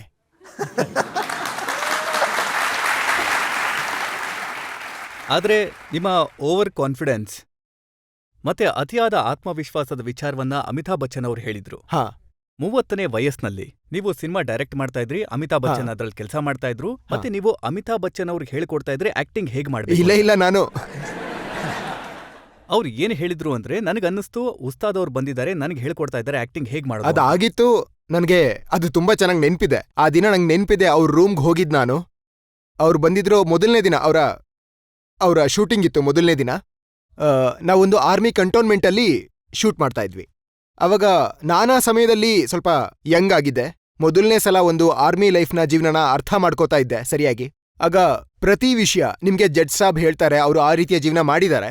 ಪ್ರತಿ ವಿಷಯ ಅಂದ್ರೆ ಇಷ್ಟು ಕ್ಲಾಕ್ ವರ್ಕ್ ಜೊತೆಗೆ ಅಲ್ಲಿ ಆಗುತ್ತೆ ಅಂದ್ರೆ ನೀವು ಸ್ವಲ್ಪ ಕೂಡ ಲಿಬರ್ಟಿ ತಗೊಳಕ್ಕಾಗಲ್ಲ. 2 ನಿಮಿಷ ಹಿಂದೆ 2 ನಿಮಿಷ ಮುಂದೆ ಅನ್ನೋ ರೀತಿ ಆಗೋದಿಲ್ಲ. ಅವ್ರು ನಮ್ಗೆ ಅಲ್ಲಿ ತುಂಬಾ ಸ್ಟ್ರಿಕ್ಟ್ ಆಗಿ ಹೇಳಿದ್ರು, ಏನಂದ್ರೆ ನೀವು ಈ ಕಂಟೋನ್ಮೆಂಟಲ್ಲಿ ಈ ಟೈಮಿಗೆ ಬರ್ತೀರಾ, ನಿಮ್ ಕೆಲ್ಸ ಈ ಟೈಮಿಂದ ಈ ಟೈಮಲ್ಲಿ ಆಗುತ್ತೆ, ಮತ್ತೆ ನೀವು ಈ ಸಮಯ ಮುಗಿದ್ಮೇಲೆ ಇಲ್ಲಿಂದ ಹೊರಟು ಬಿಡ್ಬೇಕು ಈ ಕಂಟೋನ್ಮೆಂಟಿಂದ. ಒಬ್ರು ಕೂಡ ಒಂದು ಕಟರ್ ಸ್ಟ್ಯಾಂಡ್ ಕೂಡ ಇರಬಾರ್ದು ಇಲ್ಲಿ. ಅದು ಎಷ್ಟು ಸ್ಟ್ರೆಸ್ ಆಗಿತ್ತು ನನ್ನ ಮೇಲೆ ಅಂದ್ರೆ ಆ ಸಮಯ, ಆ ಕ್ಷಣದಲ್ಲಿ. ಏನಂದ್ರೆ ಕೆಲಸ ಬೇಗ ಬೇಗ ಆಗ್ಲಿ, ಸರಿಯಾಗ್ಲಿ, ಮತ್ತೆ ನಾನು ವಾಪಸ್ ಪರ್ಮಿಷನ್ ತಗೊಳ್ಳೋ ರೀತಿ ಇರಬಾರ್ದು. ಈ ಕಂಟೋನ್ಮೆಂಟ್ದು ಅದು ವೆರಿ ರಿಸ್ಟ್ರಿಕ್ಟೆಡ್ ಏರಿಯಾ ಆಗಿರೋದ್ರಿಂದ ಅಲ್ಲಿ ಆ ದಿನ ಆಗಿದ್ದೇನಂದ್ರೆ ಅವರ ಮೊದಲನೇ ದಿನ ಆಗಿತ್ತು. ಅವತ್ತು ಸ್ವಲ್ಪ ಅವರು ಜಾಸ್ತಿ ಸಮಯ ತಗೊಂಡ್ರು ಅವರು ಪರ್ಫಾರ್ಮ್ ಮಾಡೋದಕ್ಕೆ. ಅಲ್ಲಿ ನನಗೆ ನನ್ನ ಸೈಡಿಂದ ಅನ್ನಿಸ್ತು ನನ್ನ ಮೇಲೆ ಇಷ್ಟೊಂದು ಪ್ರೆಷರ್ ಇದೆ, ಅವ್ರ ಹತ್ರ ಹೋಗಿ ಸಪ್ರೇಟ್ ಆಗಿ ಪರ್ಸ್ನಲಿ ಮಾತಾಡೋಣ, ಅವ್ರಿಗೇನಾದ್ರೂ ಹೇಳ್ಬೋದಾ, ಅರ್ಥ ಮಾಡಿಸ್ಬೋದಾ, ಅಥವಾ ನಾನೇನಾದ್ರೂ ಹೇಳ್ಬೇಕಾ. ಇವತ್ತು ಸಂಜೆನೆ ಅದನ್ನೆಲ್ಲ ಹೇಳ್ಬಿಟ್ರೆ ನಾಳೆ ಸೆಟ್ಟಿಗೆ ಹೋದಾಗ ಅವರಿಗೂ ಅಲ್ಲಿ ಕೆಲಸ ಆರಾಮಾಗುತ್ತೆ. ಆದ್ರೆ ಬಹುಶಃ ನನಗೆ ಇಂಥೂಸಿಯಾಸಮ್ ಏನಿತ್ತಲ್ಲ ಅದು ಕಾರಣ ಆಗಿರ್ಬೋದು. ಅವ್ರಿಗೆ ಅನ್ಸಿರ್ಬೋದು, ಈ ಅಂದ್ರೆ ಯಂಗ್ ಡೈರೆಕ್ಟರ್ ಬಂದು ಅವ್ರಿಗೆ ಹೇಳ್ತಾ ಇದ್ದಾನೆ ಸರ್ ಏನಾದ್ರೂ ಪ್ರಾಬ್ಲಮ್ ಇದ್ರೆ ಲೆಟ್ಸ್ ಟಾಕ್ ಅಬೌಟ್ ಇಟ್ ಅಂತ ಇಲ್ಲ. ಅದು ಬೇಜಾರಾಗಿರ್ಬಹುದು ಅವರಿಗೆ. ಅದು ನನಗೆ ಆಮೇಲೆ ಗೊತ್ತಾಯ್ತು, ಬಹುಶಃ ಅವರಿಗೆ ಬೇಜಾರಾಗಿರ್ಬಹುದು ಅಂತ. I did apologise to him for that. ಆದ್ರೆ ಇಂಟೆನ್ಷನ್ ಆಬ್ವಿಯಸ್ಲಿ ಅದಾಗಿರ್ಲಿಲ್ಲ. ನಾನು ಅಂದ್ಕೊಂಡಿದ್ದೆ ನಾವು ಮಾಡ್ಬೇಕಾಗಿರೋ ಕೆಲಸ ಅದನ್ನ ಎಷ್ಟು ಬೇಗ ಆಗುತ್ತೋ ಅಷ್ಟು ಬೇಗ ಮುಗಿಸಿದ್ರೆ ಒಳ್ಳೇದು ಅಂತ. ಸುಲಭ ಆಯ್ತಾ ಅವ್ರ ಜೊತೆ ಕೆಲಸ ಮಾಡೋದು? ಹೌದು, ಬಹಳ ಸುಲಭ ಇತ್ತು. ಅವರು ತುಂಬಾ ಪ್ರೊಫೆಷನಲ್ ರಜತ್ ಅವ್ರೆ. ನಾವೊಂದು ಸೀನ್ ಮಾಡ್ತಾ ಇದ್ವಿ. ಯಾರ್ಯಾರು ಲಕ್ಷ್ಯ ಫಿಲ್ಮ್ ನೋಡಿದ್ದಾರೆ ಅದರಲ್ಲಿ ಹೃತಿಕ್ ಮೇಲ್ ಹೋಗ್ತಾನೆ, ಫ್ಲಾಗ್ನ ಬಾವುಟ ಅಲ್ಲಿ ನಡ್ತಾನೆ, ನಂತರ ಫ್ಲೇರ್ ಫೈರ್ ಮಾಡ್ತಾನೆ. ದುರ್ಬೀನಲ್ಲಿ ಅವರ ಕಮಾಂಡಿಂಗ್ ಆಫೀಸರ್ ಏನಿರ್ತಾರೆ ಕರ್ನಲ್ ಸುನಿಲ್ ದಾಮ್ಲೆ ಅದನ್ನ ನೋಡ್ತಾ ಇರ್ತಾರೆ. ಮತ್ತೆ ಅವರು ಬಹಳ ಖುಷಿ ಪಡ್ತಾರೆ ಅದನ್ನ ನೋಡಿ. ಅದು early morning shot, Sunrise shot ಆಗಿತ್ತು. ಯಾವಾಗ ನಾವು ಲೊಕೇಶನ್ಗೆ ಹೋಗ್ತಿದ್ವೋ ಪೂರ್ತಿ ಕತ್ಲಿರೋದು, ಸೆಟಪ್ ಎಲ್ಲ ಕತ್ಲೆಲ್ಲೇ ಮಾಡಬೇಕಿತ್ತು. ಯಾವಾಗ ಮೊದಲನೇ ಕಿರಣ ಬೀಳುತ್ತೋ ಸೂರ್ಯಂದು ಅದನ್ನ ಶೂಟ್ ಮಾಡೋಣ ಅಂತ ನಾವು ಹೋದ್ವಿ. ಅಲ್ಲಿಗೆ ಕತ್ಲೆಲಿ ಒಂದು ಸರ್ವಿಸ್ ಲೈಟ್ ಕ್ರೂ ಹಾಕಿರ್ತಾರಲ್ಲ ಅದು ಉರಿತಾ ಇತ್ತು. ಮತ್ ನಾವು ನೋಡಿದ್ವಿ ಅಲ್ಲಿ ಬೆಟ್ಟದ ಮೇಲೆ ಒಬ್ಬ ವ್ಯಕ್ತಿ ಕುರ್ಚಿಗಳ ಒಂದು ಸ್ಟ್ಯಾಕ್ ಜೋಡಿಸಿದಾರಲ್ಲಿ. ಅಲ್ಲಿ ಒಬ್ಬ ವ್ಯಕ್ತಿ ಕುಳಿತಿದ್ದಾನ ಅದ್ರ ಮೇಲೆ. ನಾವು ನೋಡಿ ಯಾರದಲ್ಲಿ ಬೆಳ್ಬೆಳಿಗ್ಗೆ ಇಷ್ಟು ಬೇಗ ಯಾರು ಬಂದಿದ್ದಾರೆ, ಕ್ರೂ ಈಗಿನ್ನೂ ಬರ್ತಿದೆ, ನಾವೀಗ ಬರ್ತಿದೀವಿ, ನಮಗಿಂತ ಮುಂಚೆ ಯಾರೂ ಬರೋದಿಲ್ಲ. ಅಲ್ಲಿ ಹೋಗಿ ನೋಡಿದ್ರೆ ಬಚ್ಚನ್ ಸಾಬ್ ಕುಳಿತಿದ್ದಾರೆ. ಸೀರಿಯಸ್ಲಿ ಪಕ್ಕ ಹಾಗೆ ಅವರ ಕಾಸ್ಟ್ಯೂಮ್ ಜೊತೆಗೆ ಅಲ್ಲಿ ಕುಳಿತಿದ್ದಾರೆ. ಒಂದ್ಸರಿ ತಮ್ಮನ್ನ ತಾವು ಆ ಮೂಡ್ಗೆ ಬರೋದಕ್ಕೆ, ನೋಡು ನಾನಿಲ್ಲಿ ರಾತ್ರಿ ಪೂರ್ತಿ ಕುಳಿತಿದ್ದೀನಿ, ವೆಯ್ಟ್ ಮಾಡ್ತಾ ಇದ್ದೀನಿ ಏನಾದ್ರೂ ಆಗ್ಬೋದು ಅಂತ. ಅಂದ್ರೆ ಪೂರ್ತಿ ಪ್ರಿಪರೇಷನ್ ಅವ್ರು ಏನ್ ಮಾಡಿದ್ರು ಅವರಿಂದ ತುಂಬಾ ಬಹಳ ಕಲಿಯೋದಕ್ಕೆ ಸಿಕ್ತು ನನಗೆ ಆಸ್ ಎ ಡೈರೆಕ್ಟರ್ ಆಲ್ಸೋ. ಆಮೇಲೆ ಆಕ್ಟರ್ ಆದ್ಮೇಲೆ ಕೂಡ ಆ ಕಮಿಟ್ಮೆಂಟ್ ಏನಿರುತ್ತೆ ಅನ್ನೋದನ್ನ ಕೂಡ ಅವರಿಂದ ಕಲ್ತಿದ್ದೆ. ಯಾವುದೇ ಕಲಾವಿದ ಸುಮ್ಮನೆ ಅಷ್ಟು ದೊಡ್ಡ ಸ್ಥಾನ ಗಳಿಸಕ್ಕೆ ಇಲ್ಲ, ಖಂಡಿತ ಇಲ್ಲ. ಅದು ಅವರ ಅಂದ್ರೆ ಕರಿಯರ್ ಏನಿದೆ ಅದು ಶುರುವಾಗಿದ್ದು 60s. ಅಂದ್ರೆ 2025 ಇಷ್ಟು ವರ್ಷಗಳ ನಂತರ ಕೂಡ ನೀವು ಯಾರಾದ್ರೂ ಯಂಗ್ ಫಿಲ್ಮ್ ಮೇಕರ್ನ, ಯಂಗ್ ರೈಟರ್ನ, ಯಂಗ್ ಡೈರೆಕ್ಟರ್ನ ಕೇಳಿ ನೀವು ಯಾರ ಜೊತೆ ಕೆಲಸ ಮಾಡೋಕೆ ಇಷ್ಟಪಡ್ತೀರಿ ಅಂತ ಎಲ್ಲರೂ ಹೇಳೋದು, ಎಲ್ಲರೂ ಬಯಲ್ ಬರೋದು ಅಮಿತಾಬ್ ಬಚ್ಚನ್ ಅಂತ. ಸೊ ಇದು ದಟ್ಸ್ ಎ ಕ್ರೆಡಿಟ್. ಅದಾದ ನಂತರ ನೀವು ಶೆಹನ್ಶಾ ನಂತರ ಕಿಂಗ್ ಖಾನ್ ಅವರನ್ನ ತಗೊಂಡ್ರಿ ಫಿಲ್ಮ್ನಲ್ಲಿ ಡಾನ್. ಹೌದು, ನಾನಂದ್ರೆ ಶೆಹನ್ಶಾ ಆದ್ಮೇಲೆ ನೆಕ್ಸ್ಟು ಅದ್ರ ನಂತರ ಒಬ್ಬ ಪ್ರಿನ್ಸ್ ಬರ್ತಿದ್ರು. ಶಾರುಖ್ ಖಾನ್ ಜೊತೆ ಸ್ನೇಹ ಚೆನ್ನಾಗೇ ಬೆಳೆದಿತ್ತು. ದಿಲ್ ಚಾಹತಾ ಹೈ ನಂತರ ನಮ್ಮ ಸಂಬಂಧ ಶುರು ಆಯ್ತು. ದಿಲ್ ಚಾಹತಾ ಹೈ ನಂತರ ಮತ್ತೆ ಅಂದ್ರೆ ಅವರ ಸೆನ್ಸ್ ಆಫ್ ಹ್ಯೂಮರ್ ಏನಿದೆ, ನೀವು ತುಂಬಾ ಸಲ ಭೇಟಿ ಆಗಿದ್ದೀರಾ ಅವ್ರನ್ನ, ನೀವು ಟಿವಿನಲ್ಲೂ ನೋಡಿರ್ತೀರಾ. ಏನಂದ್ರೆ ಬಹಳ ಚಾರ್ಮಿಂಗ್ ವ್ಯಕ್ತಿ ಅವರು, ಬಹಳ ಖುಷಿಯಿಂದ ಇರೋ ವ್ಯಕ್ತಿ. ಅವ್ರ ಜೊತೆ ಸಮಯ ಕಳೆಯೋದಕ್ಕೆ ತುಂಬಾ ಖುಷಿ ಅನ್ಸೋದು. ನಾವು ಮಾತಾಡ್ತಿದ್ವಿ ಏನಂದ್ರೆ ಅಂತ ಫಿಲ್ಮ್ಗಳು ಯಾಕೆ ಮಾಡ್ತಿಲ್ಲ ಈ ನಡುವೆ, ಸಲೀಂ ಜಾವೇದ್ ಬರಿತಾ ಇದ್ದಂತ ಫಿಲ್ಮ್ಸು, ಈ ಕನ್ವರ್ಸೇಷನ್ ಆಗ್ತಿತ್ತು. ಮತ್ ನನ್ನ ಮೈಂಡಲ್ಲಿ ಯಾವಾಗ್ಲೂ ಅಂದ್ರೆ ನಾನು ಆ ಫಿಲ್ಮ್ಗಳನ್ನ ನೋಡ್ತಾ ಬೆಳೆದವನು. ಮತ್ತೆ ನನ್ನ ಬಯಕೆ ಏನಿತ್ತು ಅಂದ್ರೆ ಎಷ್ಟು ಪ್ರೀತಿ ಇದೆ ಆ ಫಿಲ್ಮ್ಗಳ ಮೇಲೆ ನನಗೆ, ಅಂದ್ರೆ ಯಾಕೆ ನಾನೊಂದು ಫಿಲ್ಮ್ನ ರೀಮೇಕ್ ಮಾಡಬಾರ್ದು. ಮತ್ತು ಆ ಫಿಲ್ಮ್ ಕೂಡ ಸರಿ ಅನ್ಸಿತ್ತು ಆ ಸಮಯದಲ್ಲಿ, ಏನಂದ್ರೆ ಮತ್ತೆ ಮಾಡ್ಬೋದು ಅಂತ. ಯಾಕಂದ್ರೆ ಅದು ಮಾಡರ್ನ್ ಆಗಿತ್ತು ಆ ಟೈಮಲ್ಲಿ. 78 ಅದು ರಿಲೀಸ್ ಆದಾಗ ತುಂಬಾ ಮಾಡರ್ನ್ ಟೆಂಪೋ, ಒಂದು ರೀತಿ ಮಾಡರ್ನ್ ಮೈಂಡ್ ಸೆಟ್ ಇತ್ತು ಆ ಫಿಲ್ಮ್ದು. ಅದಕ್ಕೆ ನಾನು ಶಾರುಖ್ ಜೊತೆ ಮಾತಾಡ್ದೆ. ನಾನು ಹೇಳ್ದೆ ನಾನು ಯೋಚನೆ ಮಾಡ್ತಿದ್ದೀನಿ ಡಾನ್ ಮಾಡ್ಬೇಕು ಅಂತ. ಅವನು ಏನು ಹೇಳ್ದೆ S I'm on, let's do it. So ಈ ರೀತಿ ಆಗಿದ್ದು Don. We had A wonderful time making it. ಆ ಸಮಯದಲ್ಲಿ ಶಾರುಖ್ ಖಾನ್, ಪ್ರಿಯಾಂಕಾ ಚೋಪ್ರಾ ಇಬ್ಬಿಬ್ರು ಸ್ಟಾರ್ಗಳನ್ನ ಇಟ್ಕೊಂಡು ಫಿಲ್ಮ್ ಮಾಡೋದು ಯಂಗ್ ಡೈರೆಕ್ಟರ್ ಆಗಿ ಕಷ್ಟದ ಕೆಲಸ ಅಂತ ಅನ್ಸಿತ್ತ? ಸರ್ ನಾನು ಬಚ್ಚನ್ ಸರ್ ಜೊತೆ ಕೆಲಸ ಮಾಡ್ಬಿಟ್ಟಿದ್ದೆ. ಆಫ್ಟರ್ ದಟ್ ಅಂದ್ರೆ ಸ್ಟಾರ್ಸ್ ಏನಿದ್ರು ಆ ಟೈಮಲ್ಲಿ ಯಾರು ಕೂಡ ನಾಟ್ ಬಿಗರ್ ದನ್ ಹಿಮ್. ಆದ್ರೆ ಅವ್ರ ಜೊತೆ ಕೆಲಸ ಮಾಡಿದ್ದು, ಪ್ರಿಯಾಂಕಾ ಜೊತೆ ಕೆಲಸ ಮಾಡಿದ್ದು, ಓಂಪುರಿ ಅವ್ರ ಜೊತೆಗೆ. ನಾನು ಓಂಪುರಿ ಅವ್ರ ಜೊತೆ 3 ಫಿಲ್ಮ್ ಮಾಡಿದ್ದೀನಿ, ಡಾನ್ 1, ಡಾನ್ 2 ಮತ್ತೆ ಲಕ್ಷಲ್ಲೂ ಅವರಿದ್ರು. ಅವ್ರ ಜೊತೆ ಕೆಲಸ ಮಾಡಿದ್ದಂತೂ ಅದೊಂಥರ ತುಂಬಾ ಆನಂದ ಮತ್ತೆ ಬೇರೆ ರೀತಿಯ ಅನುಭವನೇ ಆಗಿತ್ತು. ಯಾಕಂದ್ರೆ ಅವರು ಎಷ್ಟು ಒಳ್ಳೆ ಕಲಾವಿದ್ರು ಅಂದ್ರೆ, ಮತ್ತೆ ಎಷ್ಟು ಆ ಪವರ್ ಏನಿತ್ತು ಅವರ ಪರ್ಫಾರ್ಮೆನ್ಸ್ ಅಲ್ಲಿ. ಅವರು ಒಂದ್ ರೀತಿಯ ರೆಸ್ಪೆಕ್ಟ್ ಡಿಮ್ಯಾಂಡ್ ಮಾಡೋರು as an actor and as an human being. ಯಾವಾಗ ನೀವು ಸೆಟ್ಟಲ್ಲಿ ಅವ್ರನ್ನ ಭೇಟಿಯಾದ್ರೆ ಸಾಕು ಹೇಗ್ ಅನ್ಸೋದು ಅಂದ್ರೆ ನಮ್ಮವರೇ ಇವರು. ಅಂದ್ರೆ ಅವರು complete easy, no chip on his shoulder, ನಾನು ನ್ಯಾಷನಲ್ ಅವಾರ್ಡ್ ತಗೊಂಡಿದ್ದೀನಿ ಅನ್ನೋದು, ನಾನು NSD ನಲ್ಲಿ ಅಲ್ಲಿ ಗೋಲ್ಡ್ ಮೆಡಲ್ ತಗೊಂಡಿದ್ದೀನಿ, ಆ ರೀತಿ ಏನೂ ಇಲ್ಲ. ಯಾವಾಗ ನೀವು ಈ ರೀತಿ ವ್ಯಕ್ತಿಗಳನ್ನ ಭೇಟಿ ಆಗ್ತೀರಾ ನಿಮ್ಗೆ ಅಂದಾಜು ಸಿಗುತ್ತೆ ಏನಂದ್ರೆ ಗಾಡ್ ವಿಲ್ಲಿಂಗ್ ಅಂದ್ರೆ ನೀವು ಯಾವ್ದ್ರ ಮೇಲೆ ನಂಬಿಕೆ ಇಡ್ತೀರಾ ಅವಾಗ ನಿಮಗೆ ಯಶಸ್ಸು ಸಿಗುತ್ತೆ, ನಿಮಗೆ ಸಕ್ಸಸ್ ಸಿಗುತ್ತೆ. ಆದ್ರೆ ಈ ರೀತಿಯ ವ್ಯಕ್ತಿಗಳಿಂದ ಕಲಿಯೋದಕ್ಕೆ ಸಿಗುತ್ತೆ ಇಷ್ಟೆಲ್ಲ ಆದ್ರೂ ಹೇಗೆ ಹಂಬಲ್ ಆಗಿರ್ಬೇಕು ಅನ್ನೋದು ತುಂಬಾ ತುಂಬಾ ಮುಖ್ಯವಾಗಿರುತ್ತೆ ಲೈಫಲ್ಲಿ. ಇದನ್ನ ಕಲಿಯೋದು ನಾನಿದನ್ನೆಲ್ಲ ಇವರಿಂದ ಕಲ್ತಿದ್ದೀನಿ. ನಾವು ಜನಗಳಿಂದ ಒಂದೆರಡು ಪ್ರಶ್ನೆಗಳನ್ನ ತಗೊಳ್ಳೋಣ. ಫರಾನ್ ಸರ್, ನಿಮ್ ಮೂವೀಸ್ಗಳಲ್ಲಿ ಪೋಯಿಟ್ರಿ ಬಹಳ ಚೆನ್ನಾಗಿರುತ್ತೆ. Thank you. ಹಾಗಾಗಿ ನಿಮ್ ಫೇವ್ರೆಟ್ ಪೋಯಮ್ ಯಾವುದು? ನಾವದನ್ನ ನಿಮ್ಮಿಂದ ಕೇಳಕ್ ಇಷ್ಟಪಡ್ತೀವಿ. ನನ್ನ ಫೇವ್ರೆಟ್ ಪೋಯಮ್ ಯಾವುದು ಅಂದ್ರೆ ಫಿಲ್ಮಲ್ಲಿ ಅದು ಜಿಂದಗಿ ನಾ ಮಿಲೇಗಿ ದುಬಾರಾ ಫಿಲ್ಮ್ದು. जब जब दर्द का बादल छाया, जब गम का साया लहराया, जब आंसू पलकों तक आया, जब ये तन्हा दिल घबराया, हमने दिल को ये समझाया, दिल आखिर तू क्यों रोता है, दुनिया में यूं ही होता है, ये जो गहरे सन्नाटे हैं वक्त ने सबको बांटे हैं, थोड़ा गम है सबका किस्सा, थोड़ी धूप है सबका हिस्सा.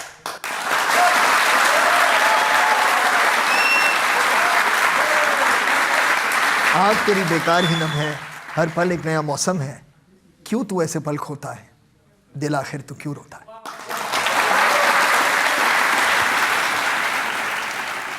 ಎಷ್ಟು ಒಳ್ಳೆ ಮಾತುಗಳನ್ನ ನೀವು ಹೇಳಿದ್ದೀರಾ. ಇದೇ ಒಳ್ಳೆ ಅವಕಾಶ ಒಂದು ಬ್ರೇಕ್ ತಗೊಳ್ಳೋದಕ್ಕೆ. ನಾವೊಂದು ಬ್ರೇಕ್ ತಗೊಳ್ಳೋಣ. ಮತ್ತೆ ಬ್ರೇಕ್ನ ನಂತರ ಆಪ್ಕಿ ಅದಾಲತ್ನಲ್ಲಿ ಫರ್ಹಾನ್ ಅಖ್ತರ್ ಮೇಲೆ ಆರೋಪ ಮತ್ತೆ ಪ್ರಶ್ನೆಗಳ ಸರಣಿ ಮುಂದುವರಿಯುತ್ತೆ. ಅವ್ರು ನಂಗೆ ಫೋನ್ ಮಾಡಿ ಹೇಳಿದ್ರು ಏನಂದ್ರೆ, ಡಾಕ್ಟರ್ ಹೇಳಿದ್ರು ಏನಂದ್ರೆ he doesn't have much time ಅಂತ. ಮತ್ತೆ ಅವರು ಫೋನ್ ಸಾರಿ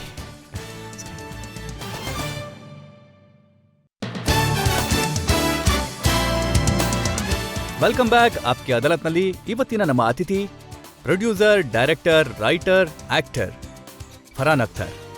ಆಪ್ಕಿ ಅದಾಲತ್ನಲ್ಲಿ ಮುಂದಿನ ಆರೋಪ. ಆಪ್ಕಿ ಅದಾಲತ್ನಲ್ಲಿ ಫಿಲ್ಮ್ ಸ್ಟಾರ್ ಫರ್ಹಾನ್ ಅಖ್ತರ್ ಮೇಲೆ ಇರುವ ಆರೋಪ. ಇವರು ತಮ್ಮ ತಪ್ಪುಗಳನ್ನ ತಿದ್ದುಕೊಳ್ಳೋದಿಲ್ಲ.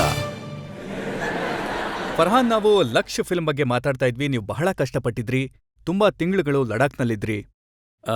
ಅಮಿತಾಬ್ ಬಚ್ಚನ್ ಅವರ ಸಮಯನೂ ಹಾಳು ಮಾಡಿದ್ರಿ, ಆ ಫಿಲ್ಮ್ ಓಡ್ಲಿಲ್ಲ.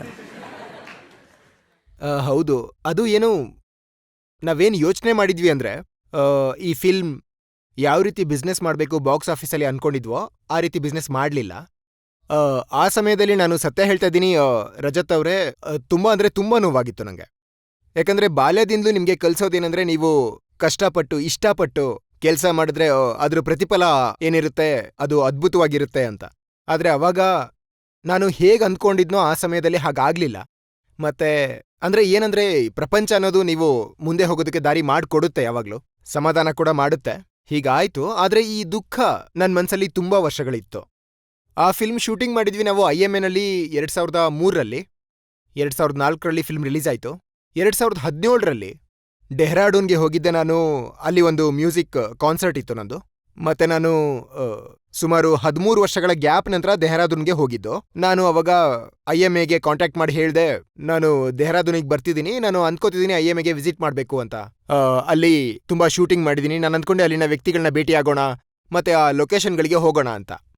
ಬಹಳ ಪ್ರೀತಿಯಿಂದ ಗೌರವದಿಂದ ಅವ್ರು ನಮ್ಮನ್ನ ರಿಸೀವ್ ಮಾಡ್ಕೊಂಡ್ರು. ನಮಗೆ ಆ ಎಲ್ಲ ಜಾಗಗಳನ್ನ ತೋರಿಸಿದ್ರು. ಅಲ್ಲಿ ಒಂದು ಹೊಸ ಮೆಸ್ ಕೂಡ ಓಪನ್ ಆಗಿತ್ತು, ವಿಕ್ರಮ್ ಬತ್ರಾ ಮೆಸ್. ನಮ್ಮನ್ನಲ್ಲಿ ಕರ್ಕೊಂಡು ಹೋದ್ರು. ಅಲ್ಲೆಲ್ಲ ಕೆಡೆಟ್ ಏನಿದ್ರು ಅವರೆಲ್ಲ ಒಟ್ಟಾಗಿ ಸೇರಿದ್ರು. 400-500 ಹುಡುಗರಿದ್ರು.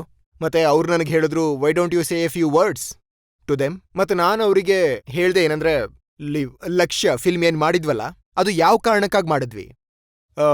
ಏನಂದ್ರೆ ನಮ್ಮ ಫಾದರ್ ಏನಿದ್ದಾರೆ ಅವರು ಬಹುಶಃ 2000 ಅಥವಾ 2001ನೇ ಇಸ್ವಿನಲ್ಲಿ ಅವರು ಕಾರ್ಗಿಲಿಗೆ ಹೋಗಿದ್ರು. ಅಲ್ಲಿ ಒಬ್ಬ ಫಾಲನ್ ಸೋಲ್ಜರ್ಗೆ ಕಾರ್ಗಿಲ್ ಮೆಮೋರಿಯಲ್ನಲ್ಲಿ ಹೂವಿಟ್ಟು ಶ್ರದ್ಧಾಂಜಲಿ ಅರ್ಪಿಸೋದಕ್ಕೆ ಅಲ್ಲಿ ನಮ್ಮ ತಂದೆಯವರು ಭೇಟಿಯಾದ್ರಂತೆ ಒಬ್ರು ಹೈ ರ್ಯಾಂಕಿಂಗ್ ಆಫೀಸರ್ನ.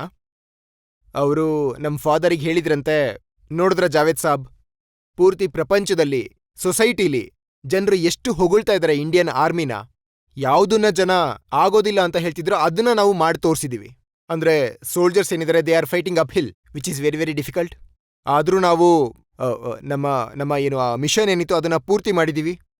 ಆದ್ರೆ ಇಷ್ಟೆಲ್ಲ ಹೊಗಳಿಕೆ ಸಿಕ್ಕಿದ್ಮೇಲೂ ಕೂಡ ಆಫೀಸರ್ಗಳ ಸಂಖ್ಯೆ ಏನಿದೆ, ಏನು ಯಂಗ್ಸ್ಟರ್ ಆಫೀಸರ್ಗಳ ಸಂಖ್ಯೆ ಎನ್ಲಿಸ್ಟ್ ಮಾಡ್ತೀವಲ್ಲ ಅದು ವರ್ಷದಿಂದ ವರ್ಷಕ್ಕೆ ಕಡಿಮೆ ಆಗ್ತಿದೆ.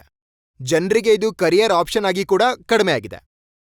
ಮತ್ತೆ ನಮ್ಮ ಫಾದರ್ ಹೇಳಿದ್ರು, ಸರಿ ನಾನು ಮಕ್ಕಳಿಗೆ, ಹುಡುಗರಿಗೆ ಇನ್ಸ್ಪೈರ್ ಮಾಡೋದಕ್ಕೆ ಒಂದು ಫಿಲ್ಮ್ ಬರೀತೀನಿ, ಒಂದು ಕತೆ ಬರೀತೀನಿ ಅಂತ. ಆಮೇಲೆ ಅವರು ಲಕ್ಷ್ಯ ಫಿಲ್ಮ್ ಬರೆದ್ರು. ನಾನು ಆ ಫಿಲ್ಮಿಂದ, ಆ ಸ್ಕ್ರಿಪ್ಟಿಂದ ಬಹಳ ಎಕ್ಸೈಟ್ ಆಗ್ಬಿಟ್ಟಿದೆ. ಅಂದ್ರೆ ಆ ಸ್ಕ್ರಿಪ್ಟ್ನ ಕೇಳಿ ನಾವು ಆ ಫಿಲ್ಮ್ನ ಮಾಡಿದ್ವಿ. ನೀವೀಗ ಹೇಳ್ತಿರೋ ಹಾಗೆ ಆ ಫಿಲ್ಮ್ ಬಾಕ್ಸ್ ಆಫೀಸಲ್ಲಿ ಏನಾಯ್ತೋ ಹಾಗೆ ಆಯ್ತು. ಯಾವಾಗ ನಾನು ಈ ಕಥೆನ ಅಲ್ಲಿ ಹೇಳ್ದೆ, ಅಲ್ಲಿ ಅಡ್ಜಟೆಂಟ್ ಮೇಜರ್ ಸಾಬಿದ್ರು. ಅವರು ಮೈಕ್ ತಗೊಂಡ್ರು ಮತ್ತೆ ಹೇಳಿದ್ರು, ಫರಾನ್ ಅವರೇ, ನಿಮ್ಗೇನೋ ಒಂದು ತೋರಿಸ್ಬೇಕು ನಾನು. ಮತ್ತೆ ಅವ್ರು ಕೇಳಿದ್ರು ಅವರ ಕೆಡೆಟ್ನ, ಏನಂದ್ರೆ ಒಂದು ಮಾತು ಹೇಳಿ, ನಿಮ್ಮಲ್ಲಿ ಯಾರ್ಯಾರು ಇಲ್ಲಿಗೆ ಬಂದಿದ್ದೀರಾ, ಎನ್ಲಿಸ್ಟ್ ಮಾಡಿದ್ದೀರಾ, ಇಲ್ಲಿ ಯಾರ್ಯಾರು ಇಲ್ಲಿಗೆ ಬಂದಿದ್ದೀರಾ ಲಕ್ಷ್ಯ ಫಿಲ್ಮ್ನ ನೋಡಿದ್ಮೇಲೆ. ಮತ್ತೆ ಸುಮಾರು 60% people put their hands up saying we are come here because of this film.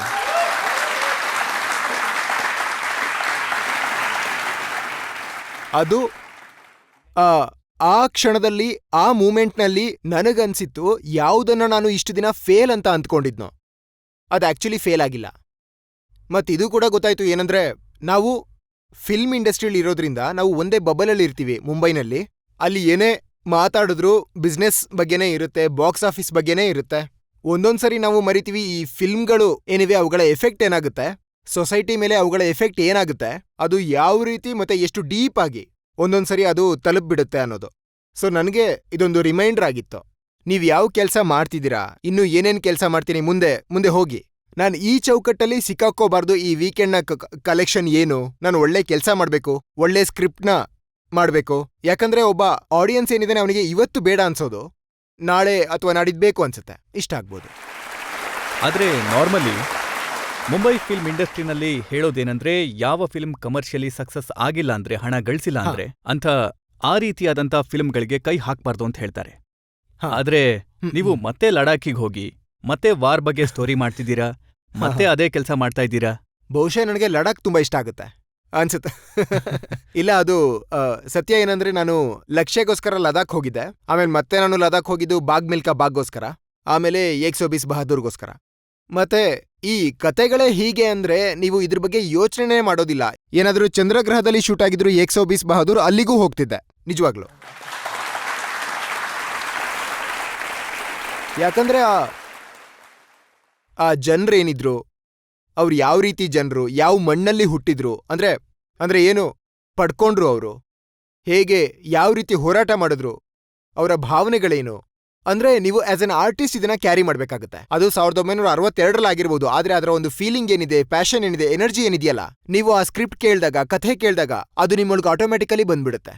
ನಿಮ್ಗೆ ಏನ್ ಅನ್ಸುತ್ತೆ ಅಂದ್ರೆ, ಎಲ್ಲಿಗಾದ್ರೂ ಹೋಗ್ತೀನಿ, ಏನಾದ್ರೂ ಅಂದ್ರೆ -10 ಶೂಟ್ ಮಾಡ್ಬೇಕಂದ್ರೂ ಏನೂ ಪ್ರಾಬ್ಲಮ್ ಇಲ್ಲ. ಬೆಳಿಗ್ಗೆ ಅಂದ್ರೆ ಪ್ರತಿದಿನ ಬೆಳಿಗ್ಗೆ ಹೇಳ್ಬೇಕಾ, 2:30-3 ಗಂಟೆಗೆ ಲೊಕೇಶನ್ ಅಲ್ಲಿ ಇರ್ಬೇಕಾ, ಏನೂ ತೊಂದರೆ ಇಲ್ಲ. You don't think about it like that. ಅದು ನನಗೆ ತುಂಬಾ ಖುಷಿ ಆಗ್ತಿದೆ ನಾನು ಈ ಫಿಲ್ಮ್ನ ಭಾಗ ಆಗಿರೋದಕ್ಕೆ. ಮತ್ತೆ ಈ ಕಥೆ ಈಗಾಗಲೇ ಬಹಳ ವರ್ಷಗಳ ಹಿಂದೆನೇ ಆಗ್ಬಿಡ್ಬೇಕಿತ್ತು, ಆದ್ರೆ ಈಗ ಆಗ್ತಿದೆ. And I am very very happy to be part of it. 60 ವರ್ಷಗಳ ಹಿಂದೆ ಹಕೀಕತ್ ಅನ್ನೋ ಒಂದು ಫಿಲ್ಮ್ ಬಂದಿತ್ತಲ್ಲ, ಅದು ಕೂಡ ಈ ಸಿನಾರಿಯೋ ಮೇಲೆ ಇತ್ತು, ಆದ್ರೆ ಅವರು ಅದನ್ನ ಸ್ಪೆಸಿಫೈ ಮಾಡಿರ್ಲಿಲ್ಲ. ಹೌದು, ಆ ಸಮಯದಲ್ಲಿ ಸ್ಪೆಸಿಫೈ ಮಾಡಿರ್ಲಿಲ್ಲ, ಆದ್ರೆ ಅದು ಅದರ ಇನ್ಸ್ಪಿರೇಷನ್ ಆಗಿತ್ತು. ಯಾಕಂದ್ರೆ ಅದು ಖಂಡಿತವಾಗಿ ನನ್ನ ಪ್ರಕಾರ 1964 ಇಲ್ಲ 65ನಲ್ಲಿ ರಿಲೀಸ್ ಆಗಿತ್ತು. ಆ ಟೈಮಲ್ಲಿ ಇಂಡಿಯಾ ಚೈನಾ ವಾರ್ ಆಗೋಗಿತ್ತು. ನಾವು ಆ ಯುದ್ಧ ಅಂದ್ರೆ ಆ ವಾರ್ ಇತ್ತಲ್ಲ, ಆ ವಾರ್ನ ನಾವು ಗೆಲ್ಲೋದಕ್ಕಾಗಿರ್ಲಿಲ್ಲ. ಒಂದು ಮೊರಲ್ ಏನಿತ್ತು ಪೂರ್ತಿ ದೇಶದ್ದು, ಆ ಮೊರಲ್ ಸ್ವಲ್ಪ ಡೌನ್ ಆಗಿತ್ತು. ಸೊ ಆ ಸಮಯ ಅವ್ರು ಹೇಳಿದ್ರು ಈ ರೀತಿ ಫಿಲ್ಮ್ ಮಾಡಿ ಅಂತ. ಒಂದು ಹಾಡ್ ಕೂಡ ಮಾಡಿದ್ರು, ಏ ಮೇರೆ ವತನ್ ಕಿ ಲೋಗೋ ಜರಾ ಆಕೋ ಮೇ ಬರ್ಲೋ ಪಾನಿ. ಮತ್ತಿದು ದೇಶವನ್ನ ಆಗಿನ ದುಃಖದಿಂದ ಮಾಡೋದಕ್ಕೆ, ಹೌದು, ಖಂಡಿತ ಲಿಫ್ಟ್ ಮಾಡೋದಕ್ಕೆ ಆ ಫಿಲ್ಮ್ ಮಾಡಿದ್ರು, ಆ ಹಾಡನ್ ಮಾಡಿದ್ರು.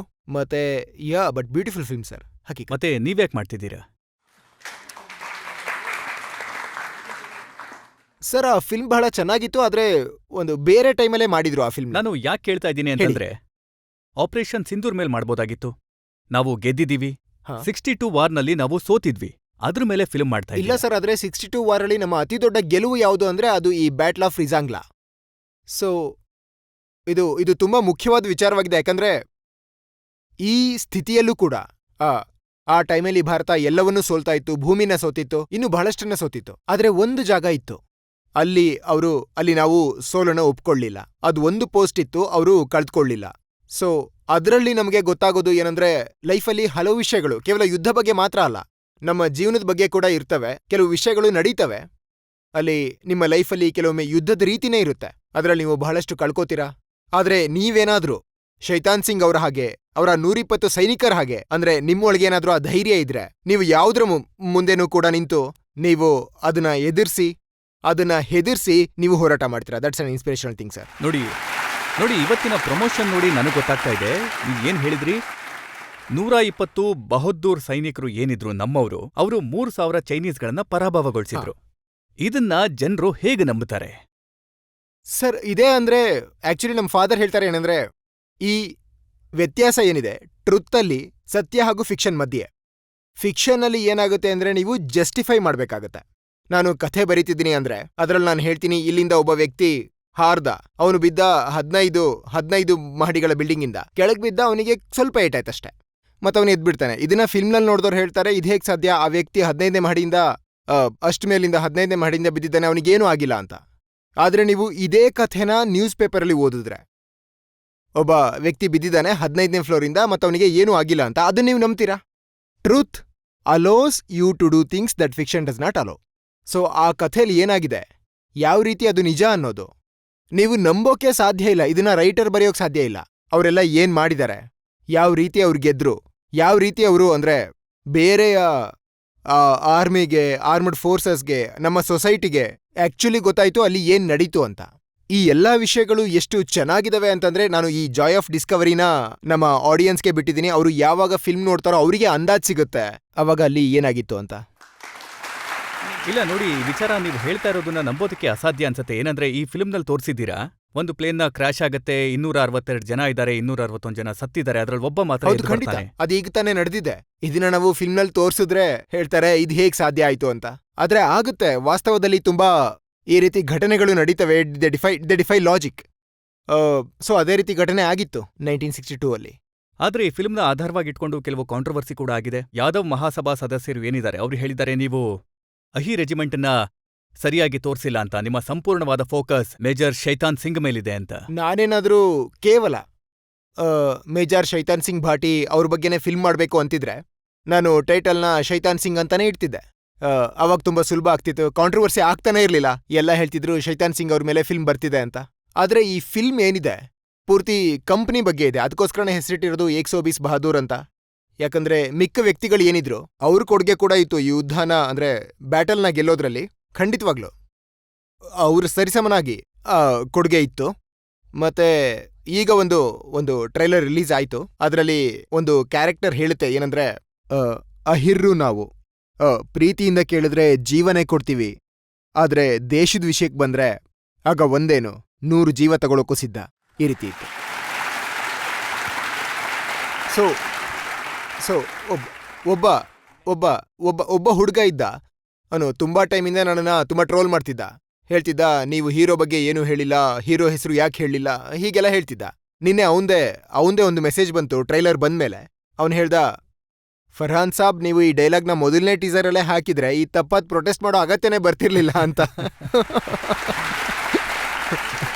ನಾನೊಂದು ಒಳ್ಳೆ ವಿಚಾರನ ನಿಮ್ ಜೊತೆ ಶೇರ್ ಮಾಡ್ಕೊಳ್ಳೋದಕ್ಕೆ ಇಷ್ಟಪಡ್ತೀನಿ. ಇವತ್ತಿನ ನಮ್ಮ ಜಡ್ಜ್ ಇದಾರಲ್ಲ, retired major general Sanjay Soi ಅವರು, ಇವರು ಕುಮಾऊರ್ ರೆಜಿಮೆಂಟ್. ಹೌದು ಸರ್, ಗೊತ್ತಿದೆ. Thank you. ನೀವೇನಾದ್ರೂ ಹೇಳೋದಕ್ಕೆ ಇಷ್ಟಪಡ್ತೀರಾ ಈ ಫಿಲ್ಮ್ನ ಬಗ್ಗೆ, ಈ ಭಾವನೆಯ ಬಗ್ಗೆ? ಖಂಡಿತ. ಈಗ ಏನ್ ವಿಷಯ ಮಾತಾಡಿದ್ರಲ್ಲ, ಅದೇ ಹೇಳ್ತಾರಲ್ಲ ರೋಮಗಳು ನಿಂತ್ಕೊಂತವೆ ಅಂತ. ಹಾಗೆ ಯಾವಾಗ ನನಗೆ ಕಮಿಷನ್ ಆಯ್ತು, ಸೆಂಟರ್ಗೆ ಹೋದೆ. ಅಲ್ಲಿ ಮೇಜರ್ ಶೈತಾನ್ ಸಿಂಗ್ ಅವರ ಕತೆಗಳು, ಮತ್ತೆ ಬ್ಯಾಟಲ್ ಆಫ್ ರಜಾಂಗ್ಲನ ಕತೆಗಳು, ಅಲ್ಲಿ ಅವರ ಹೆಲ್ಮೆಟ್ ಇಟ್ಟಿದ್ದಾರೆ, ರೇಡಿಯೋ ಸೆಟ್ ಇಟ್ಟಿದ್ದಾರೆ, ಡೈರಿ ಇಟ್ಟಿದ್ದಾರೆ. ಅವೆಲ್ಲವನ್ನ ನೋಡಿ ನಮಗೆ ಮೋಟಿವೇಶನ್ ಅನ್ಸುತ್ತೆ ನಮಗೆ. ಅದೇ ಈಗ ನೀವೇನು ಫಿಲ್ಮ್ ಮಾಡಿದೀರಾ, ಅದು ನನ್ನ ಕಂಪನಿಯಲ್ಲೂ ನನ್ನ ಬೆಟಾಲಿಯನ್ನಲ್ಲೂ 25% ಅಹಿರಿದ್ರು. ನಾನು ಆ ಕಡೆ ಹೋದಾಗ ರೆವಾಡಿ, ಮಹೇಂದ್ರಗಢ್ ಅಲ್ಲಿಗೆ ಹೋದ್ರೆ ಅಲ್ಲಿನ ಮೊಸರು, ಕಾಡು ಸೊಪ್ಪು, ಸಿರಿಧಾನ್ಯಗಳ ರೊಟ್ಟಿಯನ್ನ ಒಟ್ಟಿಗೆ ತಿಂತೀವಿ ಕೂತ್ಕೊಂಡು. ಒಂದು ಒಳ್ಳೆ ಅನುಭವ ಅಲ್ಲಿ. ಮನುಷ್ಯ ತನ್ನನ್ನ ಲೆಕ್ಕಿಸದೆ ತನ್ನ ದೇಶ, ತನ್ನ ಈ ಕಲ್ಚರ್, ತನ್ನ ಪೂರ್ವಜರ ಬಗ್ಗೆ ಯೋಚನೆ ಮಾಡಿ ತನ್ನನ್ನ ಅರ್ಪಿಸೋಕೆ ತಯಾರಾಗಿದ್ರು. ಈ ಸಮಯದಲ್ಲಿ ಇಂಥ ಸಿನಿಮಾ ಬರೋದು ಮುಖ್ಯ ಆಗಿದೆ. Thank you sir, thank you. ನೋಡಿ, ಈಗ ಮೇಜರ್ ಸರ್ ಅವರಿಂದ ಇಷ್ಟು ದೊಡ್ಡ ಸರ್ಟಿಫಿಕೇಟ್ ಸಿಕ್ಕಿದೆ ನಿಮ್ಗೆ, ಮತ್ತೆ ಇನ್ನೇನ್ ಬೇಕು ಹೇಳಿ? ಹಾ, ನನಗೆ ಸ್ವಲ್ಪ ಆರಾಮ್ ಅನಿಸ್ತಿದೆ, ಯಾಕಂದ್ರೆ ನಿಮ್ಮ ರೂಲಿಂಗ್ ಸರಿಯಾಗಿರುತ್ತೆ ಅಂತ. ಪಬ್ಲಿಕ್ ಹತ್ರ ಕೇಳೋಣ. ಸುಮಾರು 20 ವರ್ಷಗಳ ಹಿಂದೆ ನಿಮ್ ಮೂವಿ ಬಂದಿತ್ತು ಲಕ್ಷ್ಯ. ಅದ್ರ ಶೂಟಿಂಗ್ ನೀವು ಲಡಾಖಲ್ ಮಾಡಿದ್ರಿ. ಇವಾಗ್ ನಿಮ್ ಮೂವಿ 120 ಬಹದ್ದೂರ್ ಬರ್ತಾ ಇದೆ. ಅದರ್ ಶೂಟಿಂಗ್ ಕೂಡ ಲಡಾಖಲ್ಲೇ ಆಗ್ತಾ ಇದೆ. ನಾನ್ ಕೇಳೋದೇನಂದ್ರೆ ಅವಾಗ ಮತ್ತೆ ಇವಾಗ ಲಡಾಖಲ್ಲಿ ನಿಮಗೇನಾದ್ರೂ ವ್ಯತ್ಯಾಸ ಅನ್ಸಿದ್ಯಾ? ಹಾ ಹೌದು, ತುಂಬಾ ವ್ಯತ್ಯಾಸ ಇದೆ. ಇನ್ಫ್ರಾಸ್ಟ್ರಕ್ಚರ್ನಲ್ಲಿ ಬಹಳ ವ್ಯತ್ಯಾಸ ಅನ್ನಿಸ್ತು. ಯಾವಾಗ ನಾವು ಲದಾಖ್ಗೆ ಲಕ್ಷ್ಯ ಶೂಟಿಂಗ್ಗೆ ಹೋಗಿದ್ವಿ, ಆ ಟೈಮಲ್ಲಿ ಅಲ್ಲಿ ಯಾವ ಮೊಬೈಲ್ ಫೋನ್ ಕೂಡ ಕೆಲಸ ಮಾಡ್ತಿರ್ಲಿಲ್ಲ. ನಮ್ಗೆಲ್ಲ ಶೂಟಿಂಗ್ ಮುಗಿದ್ಮೇಲೆ ಒಂದು ಲೈನ್ ಮಾಡಿ ನಿಲ್ಬೇಕಿತ್ತು. ಅಲ್ಲಿ ಒಂದು PCO ಇತ್ತು ಹೋಟೆಲ್ ಹತ್ರ. ಅಲ್ಲಿಂದ ಮನೆಗಳಿಗೆ ಫೋನ್ ಮಾಡ್ತಿದ್ವಿ. ಬರೀ ಬಚ್ಚನ್ ಸರ್ ಹತ್ರ ಒಂದು ಸ್ಯಾಟಲೈಟ್ ಫೋನ್ ಇತ್ತು ಅಷ್ಟೇ, ಅವ್ರು ಅದ್ರಲ್ಲಿ ಮಾತಾಡೋರು. ಆದ್ರೆ ಇನ್ಫ್ರಾಸ್ಟ್ರಕ್ಚರ್ ಬಹಳ ಚೆನ್ನಾಗಾಗಿದೆ ಅಲ್ಲೀಗ. ಅಲ್ಲಿ ರೋಡ್ಸ್ ಏನಿದಾವೆ, ಕನೆಕ್ಟಿವಿಟಿ ಏನಿದೆ, ಬಹಳ ಚೆನ್ನಾಗಿ ಬೆಳೆದಿದೆ ಈಗ. ಒಂದು ವಿಷಯ ಮಾತ್ರ ಆ ಟೈಮಲ್ಲೂ ಇತ್ತು, ಈಗ್ಲೂ ಇದೆ. ಅದು ಸೇಮ್ ಟು ಸೇಮ್ ಇದೆ. ಅದೇ ಲದಾಖ್ ಜನರ ಅವರ ಹಾಸ್ಪಿಟಾಲಿಟಿ ಮತ್ತೆ ಅವ್ರ ಪ್ರೀತಿ, ಅದು ಸೇಮ್ ಇದೆ. ಭಾಗ್ ಮಿಲ್ಖಾ ಭಾಗ್ನಲ್ಲೂ ಕೂಡ ನೀವು ಹೇಳಿದ್ರಿ ತುಂಬಾ ಸಮಯ ಲಡಾಖ್ನಲ್ಲಿ ಅದರ ಶೂಟಿಂಗ್ ನಡೀತು ಅಂತ. ಮತ್ತೆ ಆ ಫಿಲ್ಮ್ನಲ್ಲಿ 17 ವರ್ಷದ ಒಬ್ಬ ಆರ್ಮಿ ರಿಕ್ರೂಟ್ ರೋಲ್ ಮಾಡಿದ್ದು, ಆ ರೋಲ್ನಲ್ಲಿ ತೊಡಗಿಸ್ಕೊಂಡಿದ್ದು ಬಹಳ ದೊಡ್ಡ ಚಾಲೆಂಜ್ ಆಗಿರುತ್ತೆ ಅನ್ಸತ್ತೆ. ಸರ್, ಚಾಲೆಂಜಿಂಗ್ ಆಗೇನೋ ಇತ್ತು. ಆದ್ರೆ ನಾನು ಯಾವಾಗ ಮಿಲ್ಖಾ ಸಿಂಗ್ ಅವ್ರನ್ನ ಭೇಟಿ ಮಾಡಿದೆ, ಅದು ಕೂಡ ಒಂದು ಇಂಟ್ರೆಸ್ಟಿಂಗ್ ಸ್ಟೋರಿ. ಯಾಕಂದ್ರೆ ನಾನು ಅವ್ರನ್ನ ಭೇಟಿಯಾಗೋಕೆ ಚಂಡೀಗಢಕ್ಕೆ ಹೋಗ್ಬೇಕಿತ್ತು. ಆಗ ಅವರ ಆರೋಗ್ಯ ಸರಿ ಇರಲಿಲ್ಲ. ಅದಕ್ಕೆ ಅವ್ರು ಹೇಳಿದ್ರು, ನೀವು ಈಗ ಬರಬೇಡಿ, ನಾನು ಯಾವಾಗ ನಂಗೆ ಆರೋಗ್ಯ ಸರಿ ಹೋಗುತ್ತೋ ನಾನೇ ಮುಂಬೈಗೆ ಬರ್ತೀನಿ ಅಂತ. ನನ್ನ ಪ್ರಾಕ್ಟೀಸಲ್ಲಿ ಇದ್ದೆ. ನಾನು ಪ್ರತಿದಿನ ಬೆಳಿಗ್ಗೆ ಸರ್ 8 ತಿಂಗಳು ನಾನು ಹೇಳ್ತಿದ್ದಿದ್ದು ಬೆಳಿಗ್ಗೆ 4 ಗಂಟೆಗೆ. ಮತ್ತೆ ಮುಂಬೈನಲ್ಲಿ ಒಂದು ಜಾಗ ಇದೆ, ಪ್ರಿಯದರ್ಶಿನಿ ಪಾರ್ಕ್ ಅಂತ. ಅಲ್ಲಿ 400 ಮೀಟರ್ದು ಒಂದು ಟ್ರ್ಯಾಕ್ ಇದೆ. ನಾನಲ್ಲಿ 5 ಗಂಟೆಗೆ ಇರ್ತಿದ್ದೆ. 5 ಗಂಟೆಯಿಂದ 8 ಗಂಟೆವರೆಗೂ ದಿನ ಬೆಳಿಗ್ಗೆ ಫಾರ್ 8 months ನಾನು ಅಲ್ಲಿ ಹೋಗಿದ್ದಿನ ಟ್ರ್ಯಾಕ್ ಆ್ಯಂಡ್ ಫೀಲ್ಡ್ ಟ್ರೈನಿಂಗ್ ತಗೊಂಡಿದ್ದೀನಿ. ನಾನಲ್ಲಿ ಟ್ರೈನಿಂಗ್ ತಗೋತಿದ್ದೆ. ಒಂದಿನ ಹಾಗೇನೆ ಸಡನ್ಲಿ ಒಂದು ಅಂದ್ರೆ ಧ್ವನಿ ಕೇಳಿಸ್ತು. ಅಲ್ಲಿ ಆ ಕಡೆ ಪೊಲೀಸ್ ರನ್ನರ್ಸ್ ಇದ್ರು, ವೆಸ್ಟರ್ನ್ ರೈಲ್ವೇಸ್ ರನ್ನರ್ಸ್ ಇದ್ರು, ಆರ್ಮಿ ಅಂದ್ರೆ ನೇವಿಯವ್ರು ಏನಿದಾರಲ್ಲ ರನ್ನರ್ಸು, ಅಥ್ಲೀಟ್ಸು, ಪ್ರೊಫೆಷನಲ್ ಅಥ್ಲೀಟ್ಸ್ ಅವರು. ಒಂದ್ ರೀತಿ ಗದ್ದಲ ಶುರು ಆಯ್ತು. ಅಲ್ಲಿ ಒಬ್ರಿಗೊಬ್ರು ಪಿಸು ಮಾತಾಡ್ಕೊತಿದ್ದಾರೆ, ಎಲ್ಲ ಯೋಚನೆ ಮಾಡ್ತಿದ್ರೆ ಏನಾಗ್ತಿದೆ ಅಂತ. ಅವಾಗ ಎಲ್ಲ ಹೇಳಿದ್ರು ಮಿಲ್ಖಾ ಅವರು ಟ್ರ್ಯಾಕ್ ಮೇಲೆ ಬಂದಿದ್ದಾರೆ. ನನಗ್ ಗೊತ್ತಿರ್ಲಿಲ್ಲ ಅವ್ರು ಅಲ್ಲಿಗೆ ಬರ್ತಿದ್ದಾರೆ ಅಂತ. ಮಿಲ್ಖಾ ಅವರು ಟ್ರ್ಯಾಕ್ ಸೂಟಲ್ಲಿ ಬಂದಿದ್ದಾರೆ. ಮಿಲ್ಖಾ ಅವರು ಬಂದ್ರು ಅಲ್ಲಿಗೆ ಟ್ರ್ಯಾಕ್ ಸೂಟಲ್ಲಿ. ಮತ್ತೆ ಯಾವಾಗ ಅವ್ರು ಎಂಟ್ರಿ ಆದ್ರು ಪ್ರಿಯದರ್ಶಿನಿ ಪಾರ್ಕ್ ಒಳಗಡೆ, ಎಲ್ಲರೂ ಅಲ್ಲಿದ್ದ ಎಲ್ಲ ಅಥ್ಲೀಟ್ಸ್ಗಳು, ಮಕ್ಕಳು ಏನಿದ್ರು ಹೋಗ್ಬಿಟ್ಟು ಅವರ ಕಾಲ್ ಮುಟ್ಟಿ ನಮಸ್ಕಾರ ಮಾಡಿದ್ರು, ಮಾತಾಡ್ಸಿದ್ರು. ಮತ್ತೆ ಅವರೆಲ್ಲ ಕೇಳಿದ್ರು ಮಿಲ್ಖಾ ಅವ್ರನ್ನ. ಮಿಲ್ಖಾ ಅವರು ಎಲ್ಲರನ್ನ ಕೇಳ್ತಿದ್ದಾರೆ, ನೀನ್ ಯಾವ ಡಿಸಿಪ್ಲಿನ್ ಮಾಡ್ತೀಯಾ, ನೀನೆಷ್ಟು ಡಿಸ್ಟೆನ್ಸ್ ಓಡ್ತೀಯಾ, ಸರಿ ನೀನು ಬಾಕ್ಸರಾ, ಓ ನೀನದಾ. ಹಾಗೆ ಸುಮಾರು 2 ಗಂಟೆ ನಾನು ನಿಂತ್ಕೊಂಡಿದ್ದೆ ಮಿಲ್ಖಾ ಅವ್ರು ಬಂದಿದ್ದಾರೆ ಅಂತ. ಅಂದ್ರೆ ಅವರು ಆ 2 ಗಂಟೆ ಆ ಅಥ್ಲೀಟ್ಸ್ ಜೊತೆ ಮಾತಾಡಿದ್ರು. ಅವರು ಅಲ್ಲಿರೋ ಯಾರಿಗೂ ಕೂಡ ಫೀಲ್ ಮಾಡಿಸ್ಲಿಲ್ಲ ನನ್ ಬಳಿ ಟೈಮ್ ಇಲ್ಲ, ಎಲ್ಲೋ ಹೋಗ್ಬೇಕು ನಾನು. ಪ್ರತಿಯೊಬ್ರ ಜೊತೆ ಕೂಡ ಸಮಯ ಕಳೆದ್ರು ಅವತ್ತು, which was amazing thing to see. ಆಮೇಲೆ ಅವ್ರು ಈ ಕಡೆ ಬಂದ್ರು. ಅಮೇಝಿಂಗ್. ಸೊ ಹೋಗ್ತಾ ನಿಮ್ಗೆ ಗೊತ್ತಾಗುತ್ತೆ ನೀವು ಯಾವ ರೀತಿಯ ವ್ಯಕ್ತಿನ ಪೋರ್ಟ್ರೇ ಮಾಡೋಕ್ ಹೊರಟಿದ್ದೀರಾ ಅಂತ. ಅದು ಏನು ಹೇಳ್ದೆ, ಬರೀ ನೋಡಿನೇ. ಆಮೇಲೆ ಅವ್ರು ಬಂದ್ರು, ನಾನು ಅವ್ರನ್ನ ಭೇಟಿಯಾದೆ. ಅವರು ಹೇಳಿದ್ರು, ನಾನು ಹೇಳ್ದೆ ಮಿಲ್ಖಾ ಅವರೇ how nice to meet you. ಸರಿ, ಅವರು ಹೇಳಿದ್ರು ಸರಿ ಉಳಿದಿರೋ ಮಾತನ್ನ ಟ್ರ್ಯಾಕಲ್ಲಿ ಜಾಗಿಂಗ್ ಮಾಡ್ಕೊಂಡು ಮಾತಾಡೋಣ ಅಂತ. ಅದು ಅವ್ರ ಒಳಗಡೆ ಆ 17 ವರ್ಷದ ಅಥ್ಲೀಟ್ ಏನಿದ್ನಲ್ಲ, ಅವನು ಆ ಸಮಯದಲ್ಲೂ ಜೀವಂತವಾಗಿದ್ದ. ಅವಾಗ ನಾನು ಅಂದ್ಕೊಂಡೆ, ಅಲ್ಲ ಈ ಮನುಷ್ಯ at that time even he didn't know his real age. ಆದ್ರೆ ಅವರು ಡೆಫಿನೆಟ್ಲಿ ಅವರ ಲೇಟ್ 70s ಅಲ್ಲಂತೂ ಇದ್ರು. ಸೊ ಅವರು ತಮ್ಮ ಲೇಟ್ 70s ಅಲ್ಲೇ ಅಷ್ಟು ಯಂಗ್ ಆಗಿದ್ದಾರೆ ಅಂದ್ಮೇಲೆ ನನ್ನ 30s ಅಲ್ಲಿದ್ದೀನಿ, 17 ಆಗೋಕೆ ಯಾಕಾಗಲ್ಲ ಅಂತ. ಆ ರೀತಿಯಾಗಿ ಅಪ್ರೋಚ್ ಆದೆ ನಾನು ಆ ಕ್ಯಾರೆಕ್ಟರ್ಗೆ. ಆದ್ರೆ ನೋಡಿ, ನಿಮಗೆ ಪಂಜಾಬಿ ಮಾತಾಡೋಕ್ ಬರ್ತಿರ್ಲಿಲ್ಲ, ನಿಮಗೆ ಸಿಖ್ ಸಮಾಜದ ಬಗ್ಗೆ ಕೂಡ ಯಾವುದೇ ಅನುಭವ ಇರ್ಲಿಲ್ಲ, ನೀವು ಮುಂಬೈನವರಾಗಿದ್ದ. ಅದಕ್ಕಂತೂ ಕಷ್ಟಪಡ್ಬೇಕಾಗಿ ಬಂತು. ನಂಗೊಬ್ರು ಪಂಜಾಬಿ ಡೈಲೆಕ್ಟ್ ಕೋಚ್ ಇದ್ರು. ನಾನು ಅವ್ರ ಜೊತೆ ನಾನು ಎಲ್ಲ ಡೈಲಾಗ್ಸ್, ಆ ಎಕ್ಸ್ಪ್ರೆಷನ್ ಏನಿರುತ್ತಲ್ಲ, ಏನಾದ್ರೂ ಒಂದು ಮೂಮೆಂಟಲ್ಲಿ ಹೇಳೋದು ಅದು ಸರಿಯಾದ ಸೌಂಡಲ್ಲಿ ಇರಬೇಕು. ಆದ್ರೆ ನಾವ್ ಯಾವಾಗ ಚಂಡೀಗಢಕ್ಕೆ ಹೋದ್ವೋ ಅಲ್ಲಿ ತುಂಬಾ ಇಂಟ್ರೆಸ್ಟಿಂಗ್ ವಿಷಯ ನಡೀತು. ಒಂದು ಪ್ರೆಸ್ ಕಾನ್ಫರೆನ್ಸ್ ಆಯ್ತು ಅಲ್ಲಿ. ಮತ್ತೆ ಮಿಲ್ಖಾಜಿ ಅವರ ಶೂಗಳನ್ನ, ಅಂದ್ರೆ ಯಾವನ್ನ ರೋಮ್ ಒಲಿಂಪಿಕ್ಸ್ ಅಲ್ಲಿ ಹಾಕೊಂಡಿದ್ರು, ಆ ಶೂಗಳನ್ನ ನನಗೆ ಗಿಫ್ಟ್ ಮಾಡಿದ್ರು. ವಂಡರ್ಫುಲ್. ಮತ್ತೆ ಆಮೇಲೆ ಅಲ್ಲಿ ಮೀಡಿಯಾ ಕೂಡ ಇತ್ತು, ಪ್ರಶ್ನೆ ಉತ್ತರಗಳು. ಅವರು ಹೇಳಿದ್ರು ಏನಾದ್ರು ಪ್ರಶ್ನೆಗಳನ್ನ ಕೇಳದಿದ್ರೆ ಕೇಳಿ ಅಂತ. ಅಲ್ಲಿ ಅವಾಗ ಒಬ್ರು ಲೇಡಿ ಇದ್ರು, ಅವರು ಲೋಕಲ್ ನ್ಯೂಸ್ ಪೇಪರ್ ಅವರು. ಡೈರೆಕ್ಟರ್ ರಾಕೇಶ್ ಮೆಹ್ರಾ ಅವ್ರನ್ನ ಕೇಳಿದ್ರು, ರಾಕೇಶ್ ಅವರೇ ನೀವು ಈ ಫಿಲ್ಮ್ ಮಾಡ್ತಿದ್ರಾ ಮಿಲ್ಖಾ ಅವ್ರ ಮೇಲೆ, ಆದ್ರೆ ಮಿಲ್ಖಾ ಅವರು ಪಂಜಾಬಿ ಆಗಿದ್ದಾರೆ, ಮತ್ತೆ ನೀವ್ಯಾಕೆ why didn't you take a Punjabi actor, why didn't you take a Sikh actor, ಅಂದ್ರೆ why are you casting somebody who is not all this. So Rakesh obviously director protective ಇರ್ತಾರೆ ಅವ್ರ ಆಕ್ಟರ್ ಬಗ್ಗೆ. ಅವ್ರು ಸ್ವಲ್ಪ ಸ್ವೀಟ್ ಆಗಿ ಉತ್ತರ ಕೊಟ್ರು. ಇಲ್ಲ ಆಕ್ಟರ್ ಕೆಲಸ ಏನು ಅಂದ್ರೆ ಪ್ರತಿ ರೋಳಲ್ಲಿ ತೊಡಸ್ಕೊಳ್ಬೇಕು ಹೀಗೆ ಅವ್ರು ಹೇಳಿದ್ರು. ಆದ್ರೆ ಅವ್ರು ಕೇಳಿದ ಪ್ರಶ್ನೆ ಏನಿದೆ ಅದು ನನ್ನ ಮನಸ್ಸಿಗೆ ಚುಚ್ಚಿದ ಹಾಗಾಯ್ತು. ನಿಜ ಹೇಳ್ತಿದ್ದೀನಿ ನಿಮ್ಗೆ, ನನಗೆ ಸ್ವಲ್ಪ ಇರಿಟೇಷನ್ ಕೂಡ ಆಯ್ತು. ಕೋಪ ಕೂಡ ಬಂತು. ಅವ್ರು ಅನ್ಕೊಂಡಿದ್ದಾರೆ ನಾನು ಪರ್ಫಾರ್ಮ್ ಮಾಡಕ್ ಆಗಲ್ಲ ಅಂತ. ಆದ್ರೆ ಯಾವಾಗ ಆ ಫೀಲಿಂಗ್ ಹೋಯ್ತೋ ಅವಾಗ್ ನನಗನ್ನಿಸ್ತು ಈ ಫಿಲ್ಮ್ನ ಜನರು ಯಾವ ದೃಷ್ಟಿಯಲ್ಲಿ ನೋಡ್ತಾರಂದ್ರೆ ಮಿಲ್ಕಾ ರೋಲ್ ಮಾಡಿರೋ ವ್ಯಕ್ತಿ ಯಾವ ರೀತಿ ಮಾಡ್ತಿದ್ದಾನೆ ಅಂತ. ಈ ವಿಚಾರದಿಂದ ನನಗೆ ಅದೇ ಹೇಳ್ತಾರಲ್ಲ ಫ್ಯೂಯಲ್ ಸಿಕ್ತು ಅಂತ. ಅವರ ಆ ಕಮೆಂಟ್ನಿಂದ ಈ ಹೆಂಗ್ಸು ಈ ರೀತಿ ಯೋಚನೆ ಮಾಡ್ತಾರಂದ್ರೆ ಹೀಗೆ ಎಷ್ಟು ಸಾವಿರ ಲಕ್ಷ ಜನ ಇರ್ತಾರೆ ಹೀಗೆ ಯೋಚನೆ ಮಾಡೋರು, ಈ ವ್ಯಕ್ತಿನ ಯಾಕೆ ತಗೊಂಡ್ರಪ್ಪ ಮಿಲ್ಕಾ ರೋಲ್ಗೆ ಅಂತ.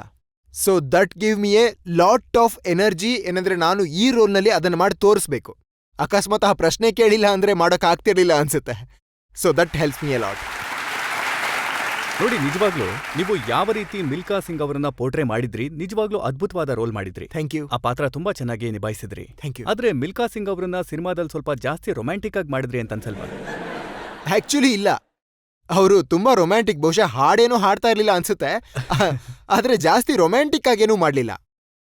ನನಗೆ ನೆನ್ಪಿದೆ, ನಾವು ಮಾತಾಡ್ತಿದ್ವಿ ಮಿಲ್ಕಾ ಮತ್ತು ಅವ್ರ ವೈಫ್ ಜೊತೆ. ಆಗ ಒಂದು ಸೀನ್ ಇತ್ತು ಆಸ್ಟ್ರೇಲಿಯಾದಲ್ಲಿ. ಅವರಲ್ಲಿ ಭೇಟಿ ಆಗ್ತಾರೆ, ಒಬ್ಳು ಗರ್ಲ್ನ ಭೇಟಿ ಆಗ್ತಾರೆ. ಅಲ್ಲಿ ಒಂದು ರೊಮ್ಯಾಂಟಿಕ್ ವಿಚಾರ ನಡೆಯುತ್ತೆ ಅಲ್ಲಿ ಆಸ್ಟ್ರೇಲಿಯಾದಲ್ಲಿ. ಅದರಿಂದ ಅವ್ರ ಫೋಕಸ್ ಸ್ಪೋರ್ಟ್ಸ್ ಇಂದ ದೂರ ಆಗುತ್ತೆ. ಅಲ್ಲಿ ರಾಕೇಶ್ ಹೇಳಿದ್ರು ಇದೊಂದು ಸೀನ್ ಇರುತ್ತೆ ಫಿಲ್ಮಲ್ಲಿ, ಇಲ್ಲಿ ಸ್ವಲ್ಪ ಗಿಸ್ಸಿಂಗು ಈ ಥರದ್ದೆಲ್ಲ ನಡೆಯುತ್ತೆ ಅಂತ. ಅವಾಗ ನಾನು ಯೋಚನೆ ಮಾಡಿದೆ, ಅಲ್ಲ ಇದನ್ನ ಮಿಲ್ಕಾಜಿ ಮತ್ತೆ ಆಂಟಿ ಅವ್ರಿಗೆ ಹೇಳಿದಾರ ಇದೆಲ್ಲ ಆಗ್ತಿದೆ ಅಂತ. ಅಲ್ಲಿ ನಾನು ಅವ್ರನ್ನ ಕೇಳಿದ್ದೆ. ನಾವು ಕೇಳಿದ್ವಿ ಏನಂದ್ರೆ ನೀವು ಕಂಫರ್ಟೇಬಲ್ ಅಲ್ವಾ ನಾವು ಇದನ್ನೆಲ್ಲ ತೋರಿಸ್ತಾ ಇದ್ದೀವಿ ಅಂತ. ಅವಾಗ ಮಿಲ್ಕಾಜಿ ಅವರು ಫುಲ್ಲು ಬ್ಲಷಿಂಗ್, ಫುಲ್ಲು ನಾಚಿಕೆಯಿಂದ ಹೀಗೆಲ್ಲ ಕೆಂಪಾಗ್ಬಿಟ್ಟಿತ್ತು ಅವ್ರ ಮುಖ. He was smiling. ಆಂಟಿ ಅವರು she gave the best answer. ಇಲ್ಲ ನೀವು ಪ್ಲೀಸ್ ತೋರಿಸಿ ಅದನ್ನ. ಇವ್ರದ್ದು ಎಷ್ಟು ಅಫೇರ್ಸ್ ಇತ್ತು ಅಂದ್ರೆ ಮೊದ್ಲಿಂದ, ಅಂದ್ರೆ ನಾನು ಸಿಗೋದಕ್ಕಿಂತ ಮುಂಚೆ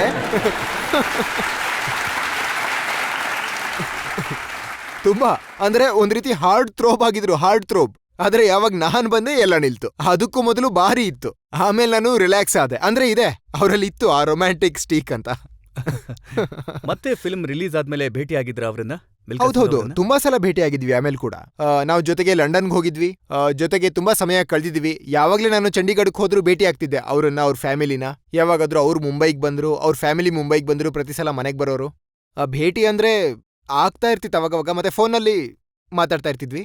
ಆದ್ರೆ ದುಃಖದ ವಿಚಾರ ಏನಂದ್ರೆ ಯಾವಾಗ ಕೋವಿಡ್ ಬಂತು ಅವಾಗ ಅವರ ಡೆತ್ ಆಯ್ತು ಕೋವಿಡಿಂದ. ಅವರ ವೈಫ್ ಡೆತ್ ಕೂಡ ಆಯ್ತು ಕೋವಿಡಿಂದಾನೆ. ಅದೊಂಥರ ಒಂದ್ ರೀತಿ ದುಃಖದ ಬಾರಿ ಯಾವಾಗ ಕೊನೆ ಬಾರಿ ಯಾವಾಗ ಮಾತಾಡಿದ್ದು ಅಂದ್ರೆ ಅವರು ಆಸ್ಪತ್ರೆಯಲ್ಲಿದ್ರು ಚಂಡೀಗಢದಲ್ಲಿ. ನಾನು ಹೋಗೋಕ್ಕಾಗ್ಲಿಲ್ಲ, ಯಾಕಂದ್ರೆ ಎಲ್ಲ ಬಂದಾಗಿತ್ತು. ಫ್ಲೈಟಲ್ಲಿ ಹೋಗೋಂಗಿರ್ಲಿಲ್ಲ, ಎಲ್ಲ ಎಲ್ಲಿಗೆ ಹೋಗೋಕ್ಕೂ ಆಗ್ತಾನೆ ಇರಲಿಲ್ಲ. ಆದ್ರೆ ಅವ್ರ ಮಗಳಿದ್ದಾರೆ ಸೋನಿಯಾ, ಅವಳು ನನಗೆ ತಂಗಿ, ಸ್ನೇಹಿತೆ ಅಂತ ಹೇಳಲ್ಲ, ಅವಳು ನಮ್ಮದೇ ಫ್ಯಾಮಿಲಿ.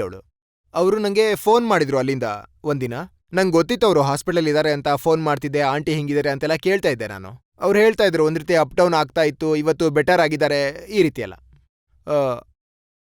ಅವ್ರು ಒಂದಿನ ನನಗೆ ಫೋನ್ ಮಾಡಿದ್ರು, ಹೇಳಿದ್ರು ಡಾಕ್ಟರ್ ಹೇಳ್ತಿದ್ದಾರೆ ಹಿ ಡಸಂಟ್ ಹ್ಯಾವ್ ಮಚ್ ಟೈಮ್. ಮತ್ತೆ ಅವರು ಫೋನ್ ಮಾಡಿ, sorry excuse me,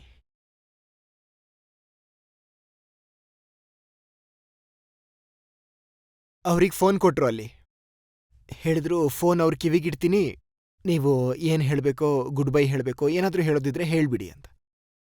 so that was the last thing I told him. I loved him really. I am very sorry, ನಾನು ಅಲ್ಲಿಗೆ ಹೋಗೋಕ್ಕಾಗ್ಲಿಲ್ಲ. ಇಷ್ಟೆಲ್ಲ ಆ ಸಮಯನೇ ಹಾಗಿತ್ತು. ಕೋವಿಡ್ನಲ್ಲಿ ಯಾರೂ ಎಲ್ಲಿಗೂ ಹೋಗೋದಿಕ್ಕಾಗ್ತಿರ್ಲಿಲ್ಲ. ಬಹಳ ಜನರಿಗೆ ಅದೇ ರೀತಿ ಆಗಿದೆ. ಹೌದು. ಮತ್ತೆ ನಮಗನ್ನಿಸ್ತಿದೆ ನೀವು ಆ ಭಾವನೆಯಲ್ಲಿ ಫಿಲ್ಮ್ ಮಾಡ್ತಾ ಅವರ ಜೊತೆ ಒಂದು ರೀತಿ ಎಮೋಷನಲ್ ಆಗಿ ಸಂಬಂಧ ಬೆಳೆಸ್ಕೊಂಡ್ರ ಅಂತ. ಹೌದು. ಅಲ್ಲಿ ಐ ಮೀನ್ ಆನೆಸ್ಟ್ಲಿ ಸರ್, ನಾನು ಸತ್ಯ ಹೇಳಬೇಕು ಅಂದ್ರೆ ನಾನು absolutely I love my father, I respect my father, he's my father. ಆದ್ರೆ ಕೆಲವೊಮ್ಮೆ ಅದನ್ನೂ ಮೀರಿ ಲೈಫಲ್ಲಿ ಕೆಲವು ವ್ಯಕ್ತಿಗಳು ಬರ್ತಾರೆ, ಫಾದರ್ ಫಿಗರ್ ರೀತಿ ಬರ್ತಾರೆ ನಿಮ್ಮ ಜೀವನದಲ್ಲಿ. And definitely I mean Milkha ಅವ್ರೇನಿದ್ರು, he was father figure to me. After my father he was. ನಾವಿಲ್ಲಿ ಇನ್ನೊಂದು ಬ್ರೇಕ್ ತಗೊಳ್ಳೋಣ. ಮತ್ತೆ ಬ್ರೇಕ್ನ ನಂತರ ಆಪ್ಕಿ ಅದಾಲತ್ನಲ್ಲಿ ಫರಾನ್ ಅಖ್ತರ್ ಮೇಲೆ ಆರೋಪ ಮತ್ತೆ ಪ್ರಶ್ನೆಗಳ ಸರಣಿ ಮುಂದುವರಿಯುತ್ತೆ.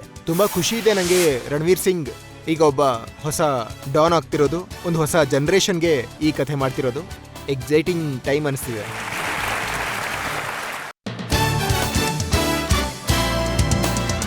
Welcome back. ಆಪ್ಗೆ ಅದಾಲತ್ನಲ್ಲಿ ಇವತ್ತಿನ ನಮ್ಮ ಅತಿಥಿ ಫಿಲ್ಮ್ ಸ್ಟಾರ್ ಫರಾನ್ ಅಖ್ತರ್. ಆಪ್ಗೆ ಅದಾಲತ್ನಲ್ಲಿ ಮುಂದಿನ ಆರೋಪ. ಆಪ್ಕಿ ಅದಾಲತ್ನಲ್ಲಿ ಫಿಲ್ಮ್ ಸ್ಟಾರ್ ಫರಾನ್ ಅಖ್ತರ್ ಮೇಲೆ ಇರುವ ಆರೋಪ. ಇವರು ಸ್ವಯಂ ಮೆಚ್ಚುಗೆಯ ವ್ಯಕ್ತಿ.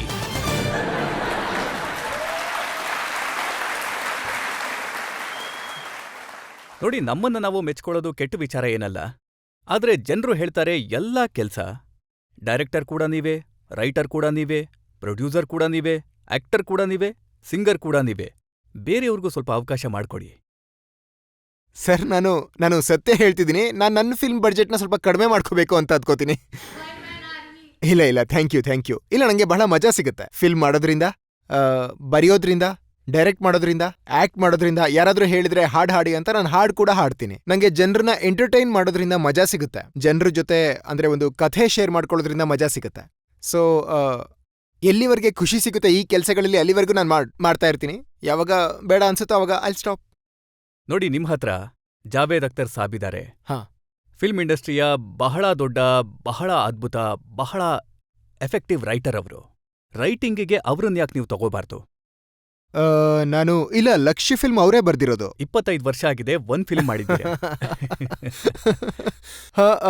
ಈಗ ನಾನಿಲ್ಲಿ ಹೇಳ್ಬಿಡ್ತೀನಿ ನಿಮ್ಮ ಶೋನಲ್ಲೇ. ಏನಂದ್ರೆ ಅವರು ಇನ್ನೊಂದು ಕಥೆ ಬರ್ದಿದ್ದಾರೆ, ಮತ್ತೆ ನಾವು ಆ ಕಥೆನ ಪ್ರೊಡ್ಯೂಸ್ ಮಾಡ್ತೀವಿ.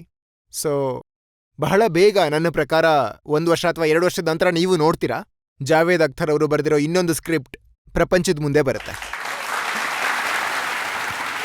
ಆದ್ರೂ ಅವ್ರು ಏನ್ ಹೇಳ್ತಾರೆ ಅಂದ್ರೆ, ನಾನು ಬರ್ದಿರೋ ಡೈಲಾಗ್ಸ್ಗಳನ್ನ ಫರ್ಹಾನ್ ರಿಜೆಕ್ಟ್ ಮಾಡ್ತಾನೆ. ಅವ್ನು ಹೇಳ್ತಾನೆ ಇದು ಹಳೇ ಕಾಲದ ಡೈಲಾಗ್ಸ್ ಅಂತ. ಇಲ್ಲ, ಹಳೇ ಕಾಲದ್ದು ಅಂತಲ್ಲ. ಅಂದ್ರೆ ಒಂದ್ಸರಿ ಈ ರೀತಿ ತಪ್ಪಾಗಿದೆ ನನ್ನಿಂದ. ನಾವ್ ಅವಾಗ ಒಂದು ಹಾಡು ಮಾಡ್ತಿದ್ವಿ, ದಿಲ್ ಚಾತಾ ಹೇನ ಮೊದಲನೇ ಹಾಡು. ದಿಲ್ ಚಾತಾ ಹೇನ್ ಕಭೀನ ಬೀತೆ ಚಮ್ಕೀಲೆ ದಿನ್, ಅವರೇ ಬರ್ದಿದ್ದು ಚಮ್ಕೀಲೆ ದಿನ್ ಅಂತ. ಅವಾಗ ನಾನು ಅಡ್ವರ್ಟೈಸಿಂಗ್ ಪ್ರಪಂಚದಿಂದ ಬಂದಿದ್ದೆ ಫಿಲ್ಮಿಗೆ. ಸೊ ಅಡ್ವರ್ಟೈಸಿಂಗ್ ಅಲ್ಲಿ ಚಮ್ಕೀಲೆ ಅಂದ್ರೆ ಡಿಟರ್ಜೆಂಟ್. ಚಮ್ಕೀಲೆ ಅಂದ್ರೆ ಡ್ಯಾಡ್, ಈ ಚಮ್ಕೀಲೆ ದಿನ್ ಅಂದ್ರೆ ಎಷ್ಟು ವಿಚಿತ್ರ ವರ್ಡ್ ಇದು. ಅಂದ್ರೆ ಇದರಲ್ಲಿ ಯಾವುದೇ ಮ್ಯೂಸಿಕ್ಯಾಲಿಟಿ ಇಲ್ಲ, ಅದಿಲ್ಲ. ಅವಾಗ ಅವ್ರು ಹೇಳಿದ್ರು, ನೋಡು ನೀನಿನ್ನೂ ಮಗು, ಈಗೊಂದು ಕೆಲಸ ಮಾಡು, ಈ ವರ್ಡ್ನ ಪ್ಲೀಸ್ ಚೇಂಜ್ ಮಾಡ್ಬೇಡ, ಈ ಹಾಡನ್ನ ರಿಲೀಸ್ ಆಗೋದಕ್ ಬಿಡು, ಈ ಹಾಡಿನ USP ಇದೇ ಪದ ಆಗುತ್ತೆ. And he was right.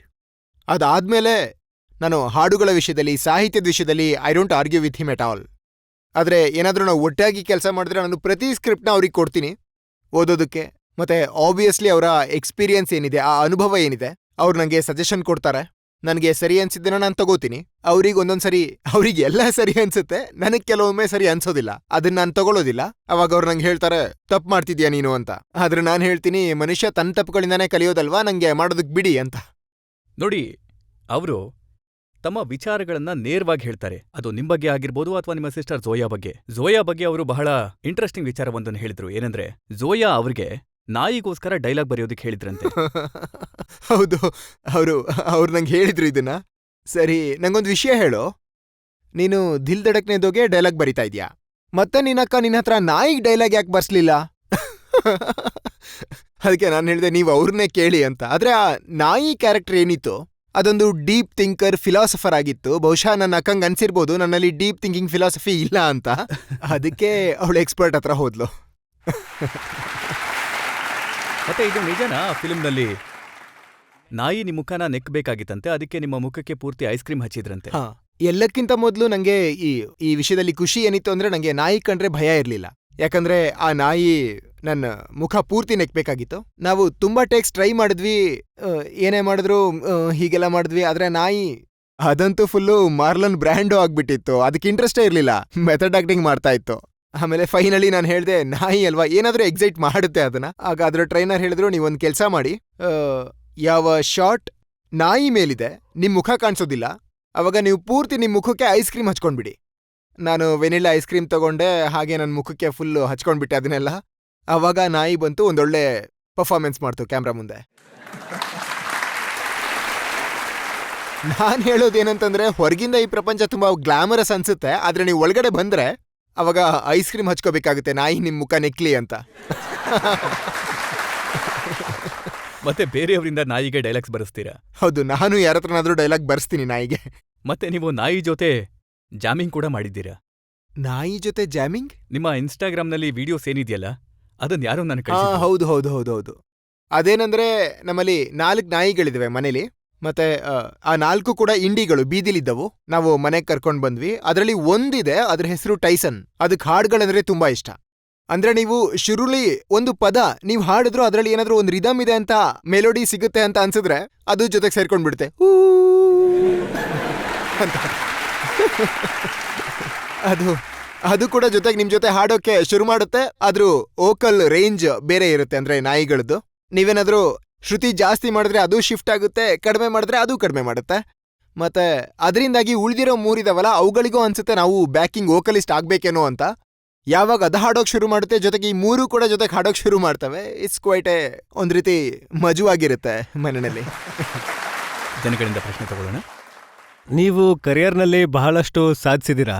ಏನಾದ್ರೂ ಬಾಕಿ ಉಳಿದಿದೆಯಾ ನೀವು ಮಾಡಬೇಕು ಅನ್ಕೊಂಡಿರೋದು, ಮಾಡದೆ ಬಿಟ್ಟಿರೋದು? ನಾನೇನ್ ಕೆಲಸ ಮಾಡ್ತಿದ್ದೀನಿ, ನಂಗೆ ಈ ವಿಚಾರದಲ್ಲಿ ಬಹಳ ನನ್ಗಿದ್ರಲ್ಲಿ ತುಂಬಾ ಖುಷಿ ಆಗಿದೆ ಅಂತ ಅನ್ಕೋತೀನಿ. ಯಾವ ರೀತಿಯ ಫಿಲ್ಮ್ಸ್ನ ನಾನು ಮಾಡ್ಬೇಕು ಅನ್ಕೋತೀನಿ ಅಂತ ಫಿಲ್ಮ್ಸ್ನ ಮಾಡೋದಕ್ಕೆ ನನಗೆ ಸ್ವಾತಂತ್ರ್ಯ ಇದೆ. ಯಾಕಂದ್ರೆ ತುಂಬಾ ಜನ ಇದ್ದಾರೆ ಈ ಫಿಲ್ಮ್ ಇಂಡಸ್ಟ್ರಿನಲ್ಲಿ. ಅವರು ಕೆಲಸ ಮಾಡ್ತಾರೆ ಯಾಕಂದ್ರೆ ಅವ್ರಿಗೆ ಕೆಲ್ಸದ ಅವಶ್ಯಕತೆ ಇರುತ್ತೆ. ಹಾಗಾಗಿ ಅವರು ಏನೇ ಬಂದರೂ ಅದನ್ನ ಮಾಡ್ಲೇಬೇಕಾಗುತ್ತೆ, ಯಾಕಂದ್ರೆ ಅವರು ಜೀವನ ಮಾಡೋದಕ್ಕೆ ಅದೊಂದೇ ದಾರಿ. ಆದ್ರೆ ಯಾವ ವ್ಯಕ್ತಿಗಳು ಫಿಲ್ಮ್ ಇಂಡಸ್ಟ್ರಿನಲ್ಲಿ ಆ ಹಂತಕ್ಕೆ ಹೋಗ್ತಾರೋ ಅವರೇ ಡಿಸೈಡ್ ಮಾಡ್ತಾರೆ ನಾನು ಈ ಫಿಲ್ಮ್ನ ಮಾಡಬೇಕೋ ಬೇಡವೋ ಅಂತ. ಅದನ್ನ ನಾನೊಂದು ರೀತಿ ಸಕ್ಸಸ್ ಅಂತ ಭಾವಿಸ್ತೀನಿ, ಯಾವುದೇ ಕರಿಯರಲ್ಲಾದ್ರೂ ಕೂಡ. ನೀವು ಚೂಸ್ ಮಾಡಬೇಕು ನೀವೇನ್ ಮಾಡಬೇಕು ಅನ್ನೋದನ್ನ. ಸೊ ಎಲ್ಲಿವರೆಗೂ ನನಗಿದಿದೆ ಅಲ್ಲಿವರೆಗೂ ನನಗೆ ಬೇರೆ ಏನೂ ಮಾಡಬೇಕಾದ ಅವಶ್ಯಕತೆ ಬರೋದಿಲ್ಲ ಅನ್ಸುತ್ತೆ. ನೀವು ಮೊದಲ ಸಿನಿಮಾ ಮಾಡಿದ್ರಿ rock on as an actor. ಅದಕ್ಕೂ ಮೊದಲು ನೀವು ಡೈರೆಕ್ಟರ್ ಆಗಿದ್ರಿ, ಯಶಸ್ವಿ ಡೈರೆಕ್ಟರ್ ಆಗಿದ್ರಿ, ಪ್ರೊಡ್ಯೂಸರ್ ಕೂಡ ಆಗಿದ್ರಿ. ಮತ್ತೆ ಆಕ್ಟಿಂಗ್ ಮಾಡೋ ಐಡಿಯಾ ಎಲ್ಲಿಂದ ಬಂತು? ಆಕ್ಟಿಂಗ್ ಮಾಡೋ ಐಡಿಯಾ ಬಂದಿದ್ದು ಅಭಿಷೇಕ್ ಕಪೂರ್ ಇದಾರಲ್ಲ, ಡೈರೆಕ್ಟರ್ ಅವರು ರಾಕ್ ಆನ್ ಸಿನಿಮಾಗೆ. ನನಗೆ ಸ್ನೇಹಿತರವರು, ಬಹಳ ವರ್ಷಗಳಿಂದ ಪರಿಚಯ ನನಗೆ. ಹಾಗೆ ಒಂದಿನ ನಾನೆಲ್ಲೋ ಹೊರಗಡೆ ಇದ್ದೆ, ಡಾನ್ ರಿಲೀಸ್ ಆದ್ಮೇಲೆ ಅವ್ರು ನನ್ನ ಭೇಟಿಯಾದ್ರು.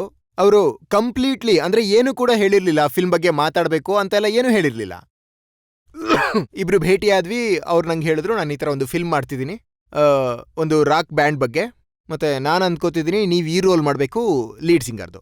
ನಾನು ಹೇಳ್ದೆ, ನಾನು ಯಾವತ್ತೂ ಆಕ್ಟಿಂಗ್ ಮಾಡಿಲ್ಲ ಲೈಫಲ್ಲಿ, ನಂಗೆ ಗೊತ್ತಿಲ್ಲ, ನಾನು ಆಕ್ಟಿಂಗ್ ಮಾಡ್ತೀನಾ ಇಲ್ವಾ ಅಂತಾನೂ ಗೊತ್ತಿಲ್ಲ. ಅದಕ್ಕೆ ಅವ್ರು ಹೇಳಿದ್ರು, ಇಲ್ಲ ನಂಗೊತ್ತು ನೀನು ಮಾಡಬಲ್ಲೆ ಅಂತ. ಅದಕ್ಕೆ ನಾನು ಹೇಳಿದೆ, ಹೌ ಡು ಯು ನೋ ಯಾರ್, ಹೇಗೆ ಗೊತ್ತು? ಅದಕ್ಕೆ ಅವರು, ಇಲ್ಲ ಯು ಟ್ರಸ್ಟ್ ಮೀ ಅಷ್ಟೇ, you trust me and you come and do it. ನಾಳೆ ನಿಮ್ಮ ಆಫೀಸಿಗೆ ಬರ್ತೀನಿ, ನಾನು ನಿಮಗೆ ಕಥೆ ಹೇಳ್ತೀನಿ, ಸ್ಕ್ರಿಪ್ಟ್ ಹೇಳ್ತೀನಿ. ನಿಮಗೇನಾದ್ರೂ ಕಥೆ ಇಷ್ಟ ಆದ್ರೆ ಅವಾಗ ನೀವು ಪ್ಲೀಸ್ ಮಾಡಿ, ಏನಾದ್ರೂ ಕಥೆ ಇಷ್ಟ ಆಗಿಲ್ಲ ಅಂದ್ರೆ ದೆನ್ ಐ ಕ್ಯಾನ್ ಅಂಡರ್ಸ್ಟ್ಯಾಂಡ್ ನಿಮ್ಗೆ ಇಷ್ಟ ಇಲ್ಲ ಅಂತ. ಕಥೆ ನಾನು ಕೇಳಿದೆ, ಬಹುಶಃ ನೀವು ನೋಡಿರ್ತೀರಾ ರಾಕ್ ಆನ್. ನನಗೆ ಆ ಕಥೆ ಎಷ್ಟು ಇಷ್ಟ ಆಯಿತು ಅಂದ್ರೆ, ಆ ಫಿಲ್ಮ್ದು ಮ್ಯೂಸಿಕ್ ಏನಿತ್ತು, ಆ ರಾಕ್ ಮ್ಯೂಸಿಕ್ ನಂಗೆ ತುಂಬ ಇಷ್ಟ. ಅವರು ಹೇಳಿದ್ರು ನೀವೇ ಹಾಡೋದು ಅಂತ. ಅವ್ರಿಗೆ ಗೊತ್ತೇ ಇರಲಿಲ್ಲ ನಾನು ಗಿಟಾರ್ ನುಡಿಸ್ತೀನಿ, ಹಾಡ್ತೀನಿ ಅಂತ. ಈ ಎಲ್ಲ ವಿಷಯಗಳು ಒಂದು ರೀತಿ ಹೇಳ್ತಾರಲ್ಲ, ಸೆರೆಂಡಿಪಿಟಿ ಅಂತಾರಲ್ಲ, ಆ ರೀತಿ ನಡೆದ್ಬಿಡ್ತು. ಮತ್ತೆ ನಾನು ಬರೀ ಅವ್ರ ಮೇಲೆ ನಂಬಿಕೆ ಇಟ್ಟು, ಸರಿ ಮಾಡೋಣ ಬಿಡಿ, ಏನಾಗುತ್ತೆ ನೋಡೋಣ ಅಂತ ಹೇಳಿದೆ. ಮತ್ತೆ ನನಗೆ ಆ ಫಿಲ್ಮ್ ಮಾಡ್ಬೇಕಾದ್ರೆ ತುಂಬಾ ಮಜಾ ಬಂತು. ಹೀಗೆ ಶುರು ಆಯ್ತು ನೋಡಿ ನನ್ನ ಆಕ್ಟಿಂಗ್ ಕರಿಯರ್. ನೀವು ಹಾಡುಗಳನ್ನ ಹಾಡಿದ್ರಿ ಅಲ್ವಾ? ನೀವು ಟ್ರೈನಿಂಗ್ ಏನಾದ್ರೂ ತಗೊಂಡಿದ್ರೋ ಮ್ಯೂಸಿಕ್ಗೆ, ಸಿಂಗಿಂಗ್ಗೆ? ಯಾರು ಟ್ರೈನಿಂಗ್ ತಗೊಂಡಿಲ್ಲ ಅವ್ರಿಗೆ ಅನ್ಸುತ್ತೆ ನಾನು ಟ್ರೈನಿಂಗ್ ತಗೊಂಡಿದ್ದೀನಿ ಅಂತ. ಯಾರು ಟ್ರೈನಿಂಗ್ ತಗೊಂಡಿರ್ತಾರೋ ಅವ್ರಿಗೆ ಅನ್ಸುತ್ತೆ ಈತ ಖಂಡಿತ ಟ್ರೈನಿಂಗ್ ತಗೊಂಡಿಲ್ಲ ಅಂತ. ಆ ರೀತಿ ಇದೆ.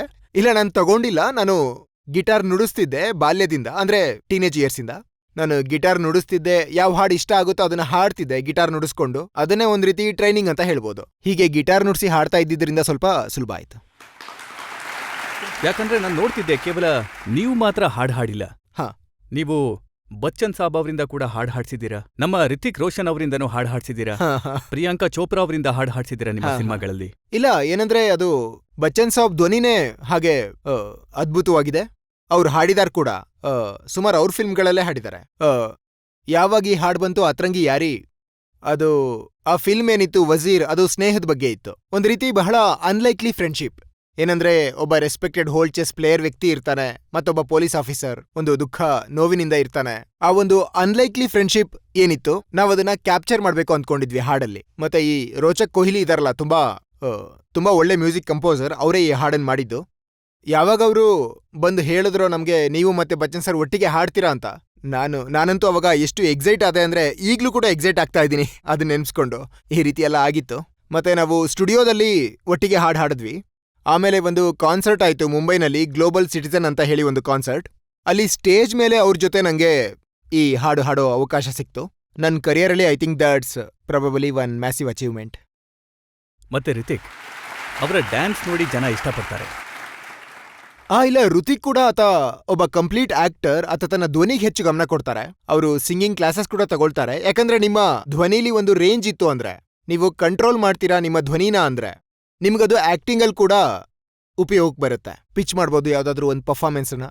ಅಂದ್ರೆ ಯಾವ್ದಾದ್ರೂ ಒಂದು ಡೈಲಾಗ್ನ ಲೋ ಆಕ್ಟೇನಲ್ಲಿ ಹೇಳಿ ಸಡನ್ಲಿ ಹೈ ಆಕ್ಟೇನ್ಗೆ ತಗೊಂಡು ಹೋಗ್ಬೇಕು ಅಂದ್ರೆ ಅದ್ರ ಎಫೆಕ್ಟ್ ಇರುತ್ತೆ.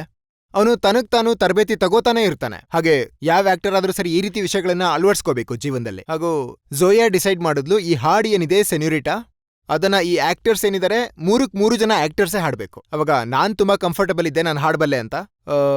ಋತಿಕ್ ಹೋಗಿದ್ದ ಶಂಕರ್ ಮಹಾದೇವನ್ ಅವ್ರನ್ನ ಭೇಟಿ ಮಾಡೋಕೆ. ಮತ್ತೆ ಶಂಕರ್ ಅವ್ರ ಬಗ್ಗೆ ಹೇಳೋದಾದ್ರೆ, ನಾನು ನನ್ನ ರಾಕ್ ಆನ್ ಹಾಡನ್ನ ಮೊದಲು ಅವ್ರ ಜೊತೆಗೇನೆ ಹಾಡಿದ್ದೆ. ನಾನು ಎಷ್ಟು ನರ್ವಸ್ ಆಗಿದೆ ಅಂದ್ರೆ, ನಾನು ಸ್ಟುಡಿಯೋಗೆ ಹೋಗಿದ್ದಾಗ ರೆಕಾರ್ಡಿಂಗ್ ಮಾಡೋದಕ್ಕೆ, ನಾನು ಅಲ್ಲಿ ಒಳಗಡೆ ಹೋಗ್ತಿದ್ದ ಹಾಗೆ ಗ್ಲಾಸ್ ಇರುತ್ತೆ, ಒಳಗಡೆ ಬೂತಲ್ಲಿ ಇರ್ತೀರಾ ನೀವು. ಅಲ್ಲಿ ಮುಂದೆ ಶಂಕರ್ ಅವರು ಇದ್ರು, ಅಲ್ಲಿ ಸೌಂಡ್ ಇಂಜಿನಿಯರ್ ಇದ್ರು, ಮತ್ತೆ ಇನ್ನೊಂದಿಬ್ರು ಇದ್ರು. ನಾನು ಅವ್ರಿಗೆ ಹೇಳ್ದೆ. ಹಾಗೆ ಋತಿಕ್ ಬಂದಾಗ ಕೂಡ ಹೀಗೆ ಆಗಿತ್ತು. ಅವ್ರು ಹೇಳಿದ್ರು, ಎಲ್ಲದಕ್ಕೂ ಮುಂಚೆ ಇಲ್ಲಿ ಯಾರ ಅವಶ್ಯಕತೆ ಇಲ್ವೋ ಅವರೆಲ್ಲ ಇಲ್ಲಿಂದ ಹೊರಡಿ. ಯಾಕಂದ್ರೆ ಇಲ್ಲಿ ನಿಂತ್ಕೊಂಡು ಹಾಡ್ತಾ ನಂಗೆ ಅನ್ನಿಸ್ತಾ ಇರುತ್ತೆ ನಾನು ಕಿಶೋರ್ ಕುಮಾರ್ ರೀತಿ ಹಾಡ್ತಿದ್ದೀನಿ ಅಂತ. ಅಲ್ಲಿ ಕತ್ತೆ ಧ್ವನಿ ಬರ್ತಾ ಇರ್ಬೋದು, ಯಾರಿಗೊತ್ತು. ಅದಕ್ಕೆ ಮಿಕ್ಕವರೆಲ್ಲ ಹೊರಡಿ, ಶಂಕರ್ ಮಹಾದೇವನವ್ರು ಮಾತ್ರ ಇರ್ಲಿ. ಅದಕ್ಕೆ ಅವರಿದ್ರು. ಆಮೇಲೆ ನಾನು ಅವ್ರಿಗೆ ಹೇಳಿದೆ, ಸರ್ ನೀವೆಲ್ಲ ಲೈಟ್ಸ್ ಆಫ್ ಮಾಡ್ಬಿಡಿ ಸ್ಟುಡಿಯೋದು, ನನ್ನನ್ನು ಯಾರೂ ನೋಡಬಾರ್ದು. ಯಾಕಂದ್ರೆ ನಾನು ನಿಂತ್ಕೊಂಡು ಅಂದ್ರೆ ಹಾಡ್ತಾರಲ್ಲ ಪರಿಣಿತಿ ಹೊಂದಿರೋ ಸಿಂಗರ್ಸ್, ನಾನು ಅವ್ರ ಜೊತೆ ಕೆಲಸ ಮಾಡಿದ್ದೀನಿ. ಅವ್ರ ಸ್ಟೈಲ್ ಒಂದು ರೀತಿಯಾಗಿರುತ್ತೆ, ಹೀಗೆ ನಿಂತ್ಕೋತಾರೆ, ಪೋಸ್ಚರ್ ಇರುತ್ತೆ, ಒಂದ್ ರೀತಿ ಕೈಗಳಿಂದ ಅದೇನು ಎಕ್ಸ್ಪ್ರೆಷನ್ ಇರುತ್ತೋ ಅದು ಕೈಗಳಲ್ಲಿರುತ್ತೆ. ನನಗದೆಲ್ಲ ಗೊತ್ತಿರಲಿಲ್ಲ. ನಾನು ಅನ್ಕೊಂಡಿದ್ದೆ, ನಾನು ಯೋಚನೆ ಮಾಡಿದ್ದೆ, ನನ್ನ ಕೈಯಲ್ಲಿ ಮೈಕ್ ಹಿಡ್ಕೋತೀನಿ, ಜೊತೆಗೆ ಡ್ಯಾನ್ಸ್ ಮಾಡ್ತೀನಿ ನಾನು ಕತ್ಲೆಯಲ್ಲಿ, ಹಾಗೆ ಹಾಡು ಹಾಡ್ಬೋದು, ಸುಲಭವಾಗಿ ಒಂದು ಫ್ಲೋನಲ್ಲಿ ಹಾಡು ಬರುತ್ತೆ ಅಂತ ಅನ್ಕೊಂಡೆ. ಈ ರೀತಿಯಾಗಿ ನಾನು ಮಾಡಿದೆ. ಯಾವಾಗ ಋತಿಕ್ ಬಂದ ಅವಾಗ ಶಂಕರ್ ಅವ್ರ ಜೊತೆಲೇ ಇದ್ದೆ. ಮತ್ತು ಅವತ್ತು ಮೊದಲನೇ ದಿನನೇ ಶಂಕರ್ ಅವರು ಅವನಿಗೆ ಹೇಳಿದ್ರು, ಯಾವುದೇ ರಿಹರ್ಸಲ್ ಇಲ್ಲ, ಏನೂ ಮಾಡೋದು ಬೇಡ, ನೀವು ಹಾಡು ಕೇಳಿದ್ದೀರಾ, ಮನೇಲಿ ಸ್ವಲ್ಪ ರಿಹರ್ಸಲ್ ಮಾಡಿರ್ತೀರಾ, just go straight into the booth and just start singing. ಯಾಕಂದ್ರೆ ಎಲ್ಲಿವರೆಗೂ ನೀವು ಹಾಡು ಹೇಳೋಕೆ ಶುರು ಮಾಡೋದಿಲ್ವೋ ಅಲ್ಲಿವರೆಗೂ ನಿಮ್ಮ ಮೈಂಡ್ ನಿಮ್ಗೆ ಹೇಳ್ತಾ ಇರುತ್ತೆ ನಿಮ್ಮಿಂದ ಇದು ಆಗೋದಿಲ್ಲ ಅಂತ. So he has been very very instrumental for me and I am imagining even for Hrithik to be able to sing out in public. ಇದು ಸತ್ಯನ? ಒಂದು ಸಮಯದಲ್ಲಿ ರೆಹಮಾನ್ ಸಾಬ್ ಅವರು ನಿಮ್ಗೆ ಹಾಡು ಹಾಡೋದಕ್ಕೆ ಹೇಳಿದ್ರಂತೆ, ಆದ್ರೆ ನೀವು ಆಗೋದಿಲ್ಲ ಅಂದ್ರಂತೆ. ಹೌದು, ಇದು ಸತ್ಯನೇ. ಏನಂದ್ರೆ ಅವರು ನನಗೆ ಫಿಲ್ಮ್ ಹೆಸರು ನೆನಪಿಲ್ಲ, ಆದರೆ ಆ ಹಾಡು ಅದು ಆಕಾಶದ ಮೇಲಿನ ಹಾಡು ಅನ್ಸುತ್ತೆ. ಮತ್ತೆ ಅದ್ರ ಭಾವನೆ ಏನಿತ್ತು ಆ ಹಾಡಿಂದು, ಮತ್ತೆ ಯಾವ ರೀತಿಯಾದ ಕಾಂಪೋಸಿಷನ್ ಅಂದ್ರೆ, ನಾನು ಆ ಸಮಯದಲ್ಲಿ ಬರೀ ರಾಕ್ ಆನ್ ಹಾಡುಗಳನ್ನ ಮಾತ್ರ ಹಾಡಿದ್ದೆ. ಮತ್ತೆ ಆ ಟೈಮಲ್ಲಿ ನಂಗೆ ಏನು ಅನಿಸ್ತು ಅಂದ್ರೆ, ಇದು ನನ್ನಿಂದ ಆಗಲ್ಲ ಅಂತ. ಇದು ಒಂದು ಬೇರೆನೇ ರೀತಿಯ ಸಿಂಗಿಂಗು, ಬೇರೆ ರೀತಿಯ ಸಿಂಗರ್ನ ಅವಶ್ಯಕತೆ ಇದೆ ಈ ಹಾಡಿಗೆ ಅಂತ. ಮತ್ತೆ ನನ್ನ ಸ್ಟ್ರೆಂತ್ ಏನಿತ್ತು ಆಸ್ ಎ ಸಿಂಗರ್, ಮತ್ತೆ ನಾನೇನು ಅಂದ್ಕೊಂಡಿದ್ದೆ I am good at this ಅನ್ನೋದು, ಈ ಹಾಡು ಅದನ್ನೆಲ್ಲ ದಾಟಿತ್ತು. ಇದು ಆ ವಿಷಯಗಳಿಂದ ಆಚೆಗಿತ್ತು. ನಾನು ಅವರಿಗೆ ಫೋನ್ ಮಾಡಿ ಹೇಳಿದೆ, ಸರ್ ಪ್ಲೀಸ್ ನನ್ನ ಕ್ಷಮಿಸ್ಬಿಡಿ, ಯಾಕಂದ್ರೆ ಇದು ತುಂಬಾ ಕಡಿಮೆ ಅನ್ಸುತ್ತೆ AR ರೆಹಮಾನ್ ಅವರೇ ಯಾರಿಗಾದ್ರೂ ಫೋನ್ ಮಾಡಿ ಹೇಳೋದು, ನೀನೇನಂದ್ರೆ ಭಾಳ ಹೆಸರಾಂತ ಸಿಂಗರ್ ಏನಲ್ಲ, ಆದ್ರೂ ನೀನು ಈ ಹಾಡನ್ನು ಹಾಡು ಅಂತ. ಆದ್ರೂ ನನಗೆ ತುಂಬಾ ಬೇಜಾರಾಗ್ತಿದೆ ನಿಮ್ಗಿದನ್ನ ಹೇಳೋದಕ್ಕೆ, ನಿಮ್ಮ ಹತ್ರ ಹೇಳಬೇಕು, ನನ್ನಿಂದ ಇದು ಆಗೋದಿಲ್ಲ ಅಂತ. So please forgive me. And ಅದಾದ್ಮೇಲೆ ಅವ್ರು ನನಗೆ ಯಾವತ್ತೂ ಫೋನ್ ಮಾಡಲೇ ಇಲ್ಲ. ಸರ್ ಒಂದು ಹಾಡು ಹಾಡಿ. ಸೆನ್ಯೂರಿಟಾಗೆ ಋತಿಕ್ ಮತ್ತೆ ಅಭಯ್ ಇರ್ಬೇಕಾಗುತ್ತೆ ಜೊತೆಗೆ, ಮತ್ತೊಬ್ಬ ಸ್ಪ್ಯಾನಿಷ್ ಸಿಂಗರ್ ಕೂಡ. ಆದ್ರೆ ರಾಕ್ ಆನ್ ಹಾಡೋಣ, ನೀವೆಲ್ಲ ಸೇರಿ ಜೊತೆಗೆ ಹಾಡ್ಬೋದು ಅವಾಗ. ಸರಿ, ನೀವೆಲ್ಲ ಹಾಡ್ತೀರಾ ಜೊತೆಲಿ? ಸರಿ. दिल क्या कहता है मेरा क्या मैं बताऊं, तुम ये समझोगे शायद मैं पागल हूँ. दिल करता है टीवी टावर पे मैं चढ़ जाऊं, चिल्ला चिल्ला के मैं ये सबसे कह दूं, है ये वक्त का इशारा, हर लम्हा पुकारा, यूं ही देखता है क्या तू, जिंदगी मिलेगी ना दोबारा. Thank you.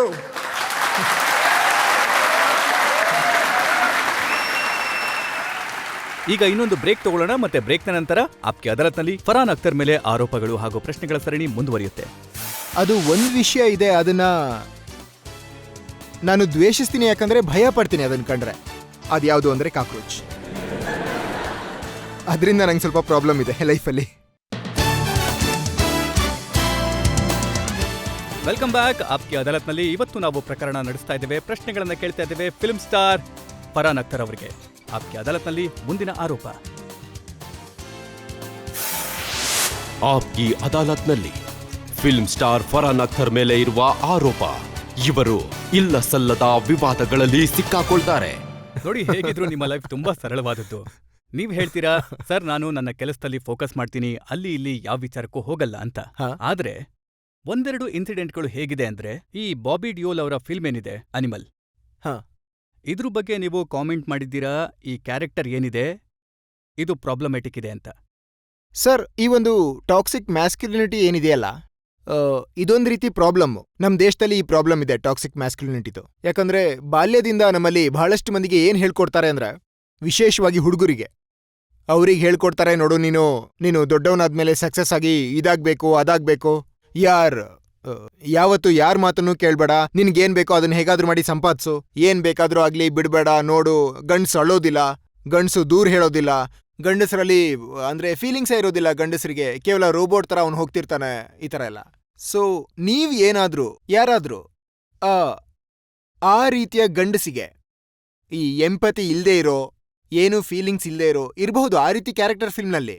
ಮತ್ತೆ ಏನು ನಮ್ಮ ಫಿಲ್ಮ್ಗಳಲ್ಲಿ ಇತ್ತು, ನಾವು ಫಿಲ್ಮ್ಗಳನ್ನ ನೋಡಿದೀವಿ, ಅವುಗಳನ್ನ ನೋಡ್ತಾನೆ ಬೆಳ್ದಿರೋದು. ಅವಾಗೆಲ್ಲ ಈ ರೀತಿಯಾದ ಪಾತ್ರಧಾರಿ ಇದ್ರೆ ಫಿಲ್ಮಲ್ಲಿ, ಅಂದ್ರೆ ಹೀರೋಯಿನ್ ಜೊತೆ ಕೆಟ್ಟದಾಗ ನಡ್ಕೊಳ್ಳೋದು, ಕೆಟ್ಟ ದೃಷ್ಟಿಲಿ ಲೇಡೀಸ್ನ ನೋಡೋದು, ಮತ್ತೆ ಲೇಡೀಸ್ ಬಗ್ಗೆ ಕೆಟ್ಟದಾಗ ಮಾತಾಡೋದು, ಅವನು ಫಿಲ್ಮಲ್ಲಿ ವಿಲನ್ ಆಗಿರ್ತಿದ್ದ. ಅವನಿಗೆ ಎಂಡಲ್ಲಿ ಹೀರೋ ಹೋಗಿ ಹೊಡಿತಿದ್ದ, ಇಲ್ಲ ಹೀರೋಯಿನ್ ಹೊಡಿತಿದ್ಲು. ಅವಾಗ ನಮ್ಗನ್ಸೋದು ಆ ರೀತಿ ವ್ಯಕ್ತಿ ಆಗ್ಬಾರ್ದು, ಆದ್ರೆ ಎಂಡಲ್ಲಿ ನಮ್ಗೆ ಒದೆ ಬೀಳುತ್ತೆ ಅಂತ. ಈಗ ನೀವು ಆ ವಿಲನ್ನೇ ಗ್ಲೋರಿಫೈ ಮಾಡ್ತಾ ಇದ್ದೀರಾ, ಮತ್ ಹೇಳ್ತಿದ್ರ ಈ ವ್ಯಕ್ತಿ ತುಂಬಾ ಒಳ್ಳೆ ವ್ಯಕ್ತಿ, ಈ ರೀತಿನೇ ನೀವು ಆಗಿ ಅಂತ. ಅಂದ್ಮೇಲೆ ಇದು ಪ್ರಾಬ್ಲಮ್ಮೇ ಅಲ್ವಾ? ಮತ್ತೆ ನನ್ನ ಅಭಿಪ್ರಾಯ ಏನಂದ್ರೆ, ಫಿಲ್ಮ್ಗಳ ಪ್ರಭಾವ ಸೊಸೈಟಿ ಮೇಲೆ ಇದ್ದೇ ಇರುತ್ತೆ.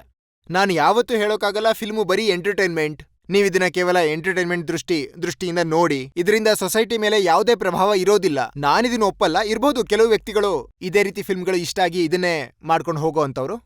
ನಾನು ಹೇಳೋದೇನೆಂದ್ರೆ, ನೀವು ಲಕ್ಷ್ಯ ಫಿಲ್ಮ್ ಬಗ್ಗೆ ಈಗಷ್ಟೇ ಮಾತಾಡಿದ್ರಿ.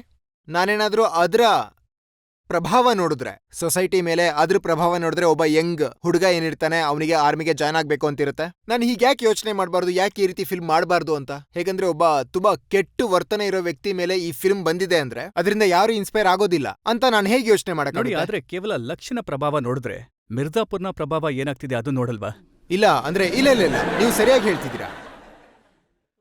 ನೀವು ಖಂಡಿತ ಸರಿಯಾಗಿ ಕೇಳಿದಿರಾ. ನೀವೇನಾದ್ರೂ ಮಿರ್ಜಾಪುರ್ನ ನೋಡಿದ್ರೆ ಅದರಲ್ಲಿ ದೃಷ್ಟಿಕೋನ ಏನಿದೆ ಡೈರೆಕ್ಟರ್ದು, ಯಾವುದು ಸರಿ ಯಾವುದು ತಪ್ಪು ಅನ್ನೋದು ಅದು ಸರಿಯಾಗಿದೆ. ಅಂದ್ರೆ ಯಾವ ವ್ಯಕ್ತಿ ಅದರಲ್ಲಿ ಕೂಡ ಕೆಟ್ಟವನಾಗಿರ್ತಾನೆ, ಕೆಟ್ಟ ಕೆಲಸ ಮಾಡ್ತಿರ್ತಾನೆ, ಅದನ್ನ ತೋರಿಸ್ತಿದ್ದೀನಿ. ನಂಗೆ ವೈಲೆನ್ಸ್ ಇಂದ ಯಾವುದೇ ಪ್ರಾಬ್ಲಮ್ ಇಲ್ಲ, ನಂಗೆ ಯಾವುದೇ ರೀತಿ ಡೈಲಾಗ್ಸ್ ಬಗ್ಗೆನೂ ಏನೂ ಪ್ರಾಬ್ಲಮ್ ಇಲ್ಲ.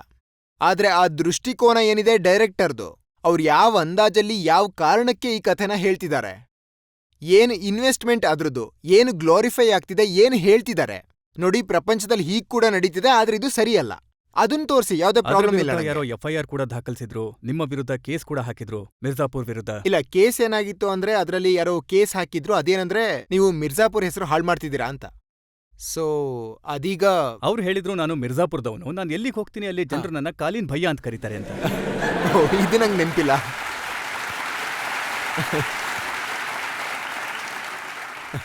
ಇದು ನಂಗೆ ನೆನಪಿಲ್ಲ. ಆದ್ರೆ ಒಳ್ಳೆ ವಿಷಯ ಏನಂದ್ರೆ, ಮಿರ್ಜಾಪುರದಿಂದ ಬಹಳಷ್ಟು ಬೇರೆ ರೀತಿ ಫೋನ್ ಬಂದಿತ್ತು ನಂಗೆ. ನೀವು ಮಿರ್ಜಾಪುರ ಹೆಸರನ್ನ ಬೆಳಗ್ಸಿದ್ದೀರಾ, ಈಗ ಎಲ್ರಿಗೂ ಗೊತ್ತಿದೆ ಮಿರ್ಜಾಪುರ ಎಲ್ಲಿದೆ ಅಂತ, ನಾವ್ ಎಲ್ಲಿಯವರು ಅಂತ. ಪಬ್ಲಿಕ್ ಇಂದ ಒಂದೆರಡು ಪ್ರಶ್ನೆಗಳನ್ನ ತಗೊಳ್ಳೋಣ. It's final round. ನನ್ ಪ್ರಶ್ನೆ ಏನಪ್ಪಾ ಅಂದ್ರೆ, ನಿಮ್ಮನ್ನ ನಾವ್ ಯಾವಾಗ್ಲೂ ಕೂಲ್ ಅಂಡ್ ಕಂಪೋಸ್ಡ್ ಮೂಡಲ್ ನೋಡಿದೀವಿ, ಮತ್ತಿಲ್ಲೂ ಕೂಡ ಅದೇ ಮೂಡಲ್ ನೋಡ್ತಿದೀವಿ. ಯಾವ್ದಾದ್ರೂ ವಿಚಾರ ಇದೆಯಾ ನಿಮಗೆ ಬಹಳ ಟ್ರಿಗರ್ ಮಾಡುವಂತದ್ದು, ಅದರಿಂದ ನಿಮಗೆ ಕೋಪ ಬರುವಂತದ್ದು? ಹೌದು, ತುಂಬಾ ಜಾಸ್ತಿ ಅಂತದ್ದು ಯಾವುದು ಅಂದ್ರೆ violence against women, discrimination against women. ನಂಗೆ ತುಂಬಾ ಕೋಪ ಬರುತ್ತೆ. ನಿಮ್ಗೆ ಅವಾಗ ಕೋಪ ಬರ್ಲಿಲ್ವಾ? ಯಾವಾಗ ನಸಿರುದ್ದೀನ್ ಶಾರ್ ಅಂತ ಒಬ್ಬ ದೊಡ್ಡ ಆಕ್ಟರ್ ಹೇಳ್ತಾರೆ, I don't care about Farhan Akhtar, I don't watch his films, ಇಲ್ಲ, ಅದ್ರಲ್ಲಿ ಕೋಪ ಮಾಡ್ಕೊಳ್ಳುವಂತ ವಿಚಾರ ಏನೂ ಇರ್ಲಿಲ್ಲ. ನಾನು ಡಿಸಪಾಯಿಂಟ್ ಆದೆ. ನಂಗೆ ಅನಿಸ್ತು ಏನಾದ್ರೂ ಅವರು ನನ್ನ ಫಿಲ್ಮ್ಸ್ನ ನೋಡಿದ್ರೆ ಬಹುಶಃ ಅವ್ರ ಮೈಂಡ್ ಮಿಲ್ಖಾ ಸಿಂಗ್ ಬದಲಾಗ್ತಾ ಇತ್ತೇನೋ ನೋಡಿದ್ಮೇಲೂ ಕೂಡ ಅಂತ. ಇದನ್ನ ಯಾರಾದ್ರೂ ಹೇಳಿದ್ರೆ ಹಾ. ನನ್ಗೆ ಇವ್ರ ಆಕ್ಟಿಂಗ್ ಇಷ್ಟ ಇಲ್ಲ ಅಂತ ನನ್ಗನ್ಸುತ್ತೆ ಏನೋ ಸಮಸ್ಯೆ ಇದೆ ಅಂತ. ಸರ್, ಇದಕ್ಕೂ ಉತ್ತರ ಅವರೇ ಕೊಡ್ಬೇಕು ನಿಮ್ಗೆ. ಇಷ್ಟು ವರ್ಷಗಳಿಂದ ನನಗವ್ರ ಪರಿಚಯ ಇದೆ. ನಾವು ಜೊತೆ ಕೆಲಸ ಕೂಡ ಮಾಡಿದೀವಿ ಜಿಂದಗಿ ನಾ ಮಿಲೇಗಿ ದುಬಾರದಲ್ಲಿ. ಮತ್ತವ್ರು ನನ್ನ ಚಿಕ್ಕವನಿದ್ದಾಗಿಂದ ನೋಡಿದ್ದಾರೆ. ಅಂದ್ರೆ ನಂಗೆ ಬುದ್ಧಿ ಬಂದಾಗಿಂದ ಅವಾಗಿಂದ ಗೊತ್ತಾಯ್ತು ಇವರೆಲ್ಲ ಯಾರ್ಯಾರು ಅನ್ನೋದು. ನನಗೆ ಒಂದು ವಿಷಯ ಮಾತ್ರ ಸ್ವಲ್ಪ ಬೇಜಾರನ್ನಿಸ್ತು. ಮತ್ತದೇನಂದ್ರೆ, ನೀವು ತುಂಬಾ ಅಂದ್ರೆ ಒಬ್ಬ ಅದ್ಭುತ ಪರ್ಫಾರ್ಮರ್ ಆಗಿದ್ದೀರಾ, ಅದರಲ್ಲಿ ಯಾವುದೇ ಸಂದೇಹ ಇಲ್ಲ. ಬಹಳ ದೊಡ್ಡ ಆಕ್ಟರ್ ಕೂಡ. ಮತ್ತೆ ಏನಾದ್ರೂ ನೀವು ಅಂದ್ಕೊಂಡ್ರೆ ಈ ವ್ಯಕ್ತಿಯ ಕೆಲಸ ಚೆನ್ನಾಗಿದೆ ಅಂತ, ಈ ವ್ಯಕ್ತಿ ಕೆಲಸ ಇಂಪ್ರೂವ್ ಆಗಿದೆ ಅಂತ. ಮತ್ತೆ ಅವನಿಗೆ ಒಂದು ಶೈಲಿ ಇರುತ್ತೆ. ಏನಂದ್ರೆ ಅದು ನಾನಿದನ್ ಮಾಡ್ತೀನಿ. ನಾನು ಫೋನ್ ತಗೋತೀನಿ, ಅವನಿಗೆ ಫೋನ್ ಮಾಡ್ತೀನಿ, ಯಾರ ಜೊತೆಗೆ ಮಾತಾಡ್ಬೇಕು ಅಂದ್ಕೊಂಡಿದ್ದೀನಿ, ಅವನಿಗೆ ಹೇಳ್ತೀನಿ, ನೋಡಿ ನೀವು ನಮ್ಮ ಮನೆಗೆ ಬನ್ನಿ, ನಿಮ್ಮ ಹತ್ರ ಸ್ವಲ್ಪ ಮಾತಾಡೋದಿದೆ, ನಾನು ನಿಮ್ಮ ಫಿಲ್ಮ್ ನೋಡಿದೆ, ನಂಗೆ ಹೀಗೆ ಹೀಗೆ ಹೀಗೆ ಅನ್ನಿಸ್ತು, ನೀವು ಪ್ಯಾಷನೇಟ್ ಆಗಿದ್ರೆ, ನಿಮ್ಗೆ ಆಕ್ಟಿಂಗ್ ಮಾಡಬೇಕು ಅನ್ಸಿದ್ರೆ ಈ ವಿಷಯಗಳ ಮೇಲೆ ಫೋಕಸ್ ಮಾಡಿ. ಈ ರೀತಿ ಒಂದು ಶೈಲಿ ಇದೆ. ಈ ಪ್ರೆಸ್ ಅವ್ರ ಹತ್ರ ಹೋಗಿ ಹೇಳೋದು, ನನ್ಗೆ ಹೀಗೆ ಅನ್ನಿಸ್ತು ಅಂತ, ಐ ಫೌಂಡ್ ದಟ್ ಡಿಸ್ಟೇಸ್ಟ್ಫುಲ್ ಅಷ್ಟೇನೆ. ಆದ್ರೆ ಅದನ್ ಬಿಟ್ಟು ಅವರ ಒಪಿನಿಯನ್ ಅದೇ ಅವ್ರಿಗೆ ಇಷ್ಟ ಆಗಿಲ್ಲ ಅಂತಂದ್ರೆ I can't change that for him. He is entitled to it. ಇನ್ನೊಂದು ಪ್ರಶ್ನೆ ತಗೊಳ್ಳೋಣ. ನಿಮ್ ಲೈಫಲ್ಲಿ ಯಾವ್ದಾದ್ರೂ ವಿಷಯದ ಬಗ್ಗೆ ಭಯ ಪಟ್ಟಿದ್ದೀರಾ? ನನಗ್ ಬರೀ ಅಂದ್ರೆ ಇದೊಂದು ವಿಷಯನ ಬಿಟ್ಟು, ಅಂದ್ರೆ ಈ ಹತ್ತಿರದ ವ್ಯಕ್ತಿಗಳೇನಿದ್ದಾರೆ, ಈ ಫ್ಯಾಮಿಲಿ ಏನಿದೆ, ಹತ್ತಿರದ ಸ್ನೇಹಿತರೇನಿದ್ದಾರೆ, ಅವರಿಗೆಲ್ಲ ಅವ್ರ ಆರೋಗ್ಯ ಚೆನ್ನಾಗಿರ್ಲಿ, ಅವ್ರಿಗೇನು ಆಗದೆ ಇರಲಿ, ಅವರು ಸೇಫ್ಟಿ ಆಗಿರ್ಲಿ, ಅವ್ರು ಹೆಲ್ತಿ ಆಗಿರ್ಲಿ, ಹೀಗೆ ಇದೆಲ್ಲ ಮೈಂಡಲ್ಲಿ ಯಾವಾಗಲೂ ಇರುತ್ತೆ. ಆದ್ರೆ ಅವನ್ನ ಬಿಟ್ಟು ಒಂದು ಇದೆ, ಅದು ದ್ವೇಷಿಸ್ತೀನಿ, ಯಾಕಂದ್ರೆ ಭಯ ಪಡ್ತೀನಿ ತುಂಬಾ ಅದನ್ನ ನೋಡಿದ್ರೆ. ಅದ್ಯಾವ್ದಂದ್ರೆ ಕಾಕ್ರೋಚ್. ಅದರಿಂದ ಸ್ವಲ್ಪ ಪ್ರಾಬ್ಲಮ್ ನಂಗೆ ಲೈಫಲ್ಲಿ. ಕಾಕ್ರೋಚ್ ಕಂಡ್ರೆ ಭಯ. ಹೌದೌದೌದು, ತುಂಬಾ. ನಂಗೆ ಇಲ್ಲಿವರೆಗೂ ಗೊತ್ತಾಗಿಲ್ಲ ಅವು ಯಾಕಿದಾವೆ ಅಂತ. ನಾನು ಇಲ್ಲ, ಸತ್ಯನೇ. ಅಂದ್ರೆ ಈ ಸರ್ಕಲ್ ಆಫ್ ಲೈಫಲ್ಲಿ, ಅಂದ್ರೆ ಈ ನೇಚರಲ್ಲಿ ಅವುಗಳ ರೋಲ್ ಏನಾದ್ರೂ ಇದ್ದೇ ಇರುತ್ತೆ. ಆದ್ರೆ ನಂಗದು ಅರ್ಥ ಆಗಿಲ್ಲ ಅವು ಯಾಕಿದಾವಂತ. ಮತ್ತೆ ಯಾವ ರೀತಿಯಾಗಿ ಅವೇನಾದ್ರೂ ಆಚೆ ಬಂದ್ರೆ, ನಿಮ್ ಕಡೆಗೆ ನೋಡಿದ್ರೆ, ಮತ್ತೆ ಅವು ಹೀಗ್ ಮಾಡೋಕ್ ಶುರು ಮಾಡಿದ್ರೆ, ಅವಾಗ ಏನನ್ಸುತ್ತೆ ಅಂದ್ರೆ, ಪರೀಕ್ಷೆ ಮಾಡ್ತಿದ್ದಾವೆ ಇವು, ಎಷ್ಟು ಭಯ ಪಡಿಸ್ಬೋದು ಈ ವ್ಯಕ್ತಿನ ಅನ್ನೋ ರೀತಿ ಏನೋ ಇದೆ ಅವುಗಳಲ್ಲಿ. ಯಾವಾಗಾದ್ರೂ ನನ್ನ ಕಾಕ್ರೋಚ್ನ ನೋಡಿದ್ರೆ ನಂಗೆ ಅನ್ಸುತ್ತೆ ನನಗೆ ಸ್ನಾನ ಮಾಡ್ಬೇಕಂತ, ಅಂತ ಫೀಲಿಂಗ್ ಆಗುತ್ತೆ ನಂಗೆ. So that's the one thing I don't know what it is. Sir, ನನ್ನ ಕ್ವೆಶನ್ ಏನಂದ್ರೆ, ನೀವು ಇಲ್ಲಿವರೆಗೂ ಇಷ್ಟು ಮ್ಯೂಸಿಕ್ ಕಾನ್ಸರ್ಟ್ಸ್ ಮಾಡಿದೀರಾ, ಯಾರಾದ್ರೂ ಫ್ಯಾನ್ ನಿಮಗೆ ಯಾವ್ದಾದ್ರೂ ಕ್ರೇಜಿ ಕ್ವೆಶನ್ ಕೇಳಿದಾರಾ? ಯಾರಾದ್ರೂ ಫ್ಯಾನಾ? Yes sir. ಹಾ, ಹೌದು. ಅಂದ್ರೆ ತುಂಬಾ ಕ್ರೇಜಿ ಆಗಂತೂ ನನ್ಗೆ ಯಾರೂ ಕೇಳಿಲ್ಲ ಅಂದ್ರೆ ಕಿರುಚಿ ಒಬ್ರು ಹೇಳಿದ್ರು ನಾನು ಸ್ಟೇಜ್ ಮೇಲೆ ಇದ್ದಾಗ, ಏನಂದ್ರೆ ಟಿ ಶರ್ಟ್ ತೆಗಿರಿ.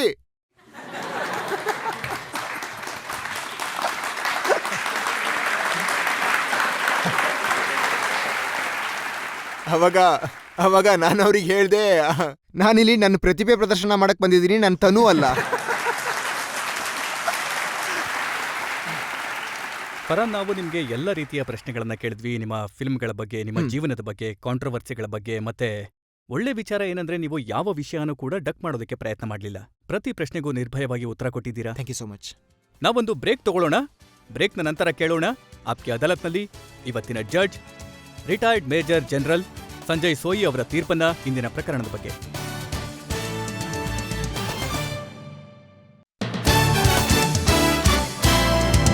Welcome back. ಆಪ್ಕೆ ಅದಾಲತ್ನಲ್ಲಿ ಇವತ್ತು ನಾವು ಪ್ರಕರಣ ನಡೆಸಿದ್ವಿ ಫರಾನ್ ಅಖ್ತರ್ ಅವರ ಮೇಲೆ.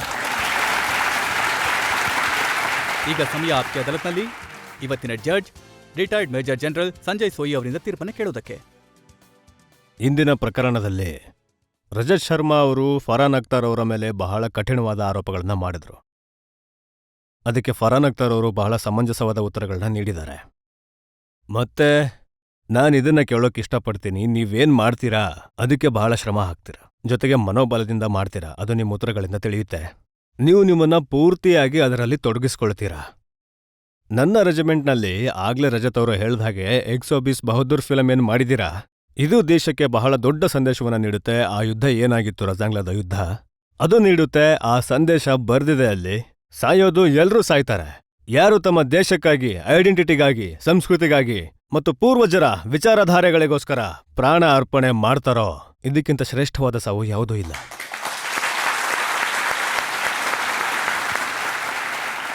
ನೀವು ಈ ಫಿಲ್ಮ್ನ ಶೂಟಿಂಗಾಗಿ ಯಾವ ರೀತಿ 14,000 ಫೀಟ್ ಮೇಲೆ ಹೋಗಿದ್ರಿ? ಕಡಿಮೆ ಆಕ್ಸಿಜನ್, ಶೀತದ ವಾತಾವರಣದಲ್ಲಿ ಒಬ್ಬ ಸೈನಿಕನ ಜೀವನವನ್ನ ಅನುಭವಿಸಿದಿರ ನೀವು. ಇದರಿಂದ ಗೊತ್ತಾಗುತ್ತೆ ನಿಮ್ಮ ಮನೋಭಾವನೆ ಏನು, ನಿಮ್ಮ ಆಲೋಚನೆ ಏನು ಅಂತ. ಇದೇ ಕಾರಣಕ್ಕಾಗಿ ನಾನು ಅಂದ್ಕೋತೀನಿ ಈ ಫಿಲ್ಮ್ ಸೂಪರ್ ಹಿಟ್ ಆಗುತ್ತೆ. ಬಹುಶಃ ನಾವೆಲ್ಲರೂ ಕೂಡ ನೋಡ್ಲೇಬೇಕು ಇದನ್ನ, ಯಾಕಂದ್ರೆ ಮೆಸೇಜ್ ಬಹಳ ಚೆನ್ನಾಗಿದೆ. ನಾನು ನಿಮ್ಮ ಉತ್ತರಗಳು ಹಾಗೂ ಸ್ಪಷ್ಟೀಕರಣಗಳನ್ನ ಕೇಳಿ ನಿಮ್ಮನ್ನ ಎಲ್ಲ ಆರೋಪಗಳಿಂದ ಸಂಪೂರ್ಣ ಮುಕ್ತಗೊಳಿಸ್ತಾ ಇದ್ದೀನಿ. ಆದ್ರೆ ಒಂದು ಶಿಕ್ಷೆಯನ್ನ ನನ್ನ ಕಡೆಯಿಂದ ನೀಡೋದಕ್ಕೆ ಬಯಸ್ತೀನಿ. ಹೇಳಿ ಸರ್. ಏನಂದ್ರೆ ಇದೇ ರೀತಿಯಾದ ಇನ್ನೊಂದು ಫಿಲ್ಮ್ನ ದೇಶಕ್ಕಾಗಿ ಮಾಡಿ. ಖಂಡಿತ ಸರ್, ಖಂಡಿತ ಮಾಡ್ತೀವಿ. ಇದೇ ನಂಬಿಕೆ ಮತ್ತೆ ವಿಶ್ವಾಸದೊಂದಿಗೆ ಫರಾನ್ ಅಖ್ತರ್ ಇದೇ ರೀತಿಯಾಗಿ ದೇಶದ ಜನರನ್ನ ಎಂಟರ್ಟೈನ್ ಮಾಡ್ತಾ ಇರಲಿ, ಜೊತೆಗೆ ದೇಶದ ಜನರನ್ನ ಎಜುಕೇಟ್ ಮಾಡೋದಕ್ಕೆ, ಮೋಟಿವೇಟ್ ಮಾಡೋದಕ್ಕೆ, ಇನ್ಸ್ಪೈರ್ ಮಾಡೋದಕ್ಕೆ ಫಿಲ್ಮ್ಗಳನ್ನ ಮಾಡ್ತಾ ಇರಲಿ. ಇವತ್ತಿನ ಶೋ ಇಲ್ಲಿಗೆ ಮುಕ್ತಾಯಗೊಳಿಸೋಣ. ಮುಂದಿನ ವಾರ ಮತ್ತೆ ಭೇಟಿಯಾಗೋಣ ಒಬ್ಬ ಹೊಸ ಅತಿಥಿಯೊಂದಿಗೆ. ಅಲ್ಲಿವರೆಗೆ ನಮಸ್ಕಾರ.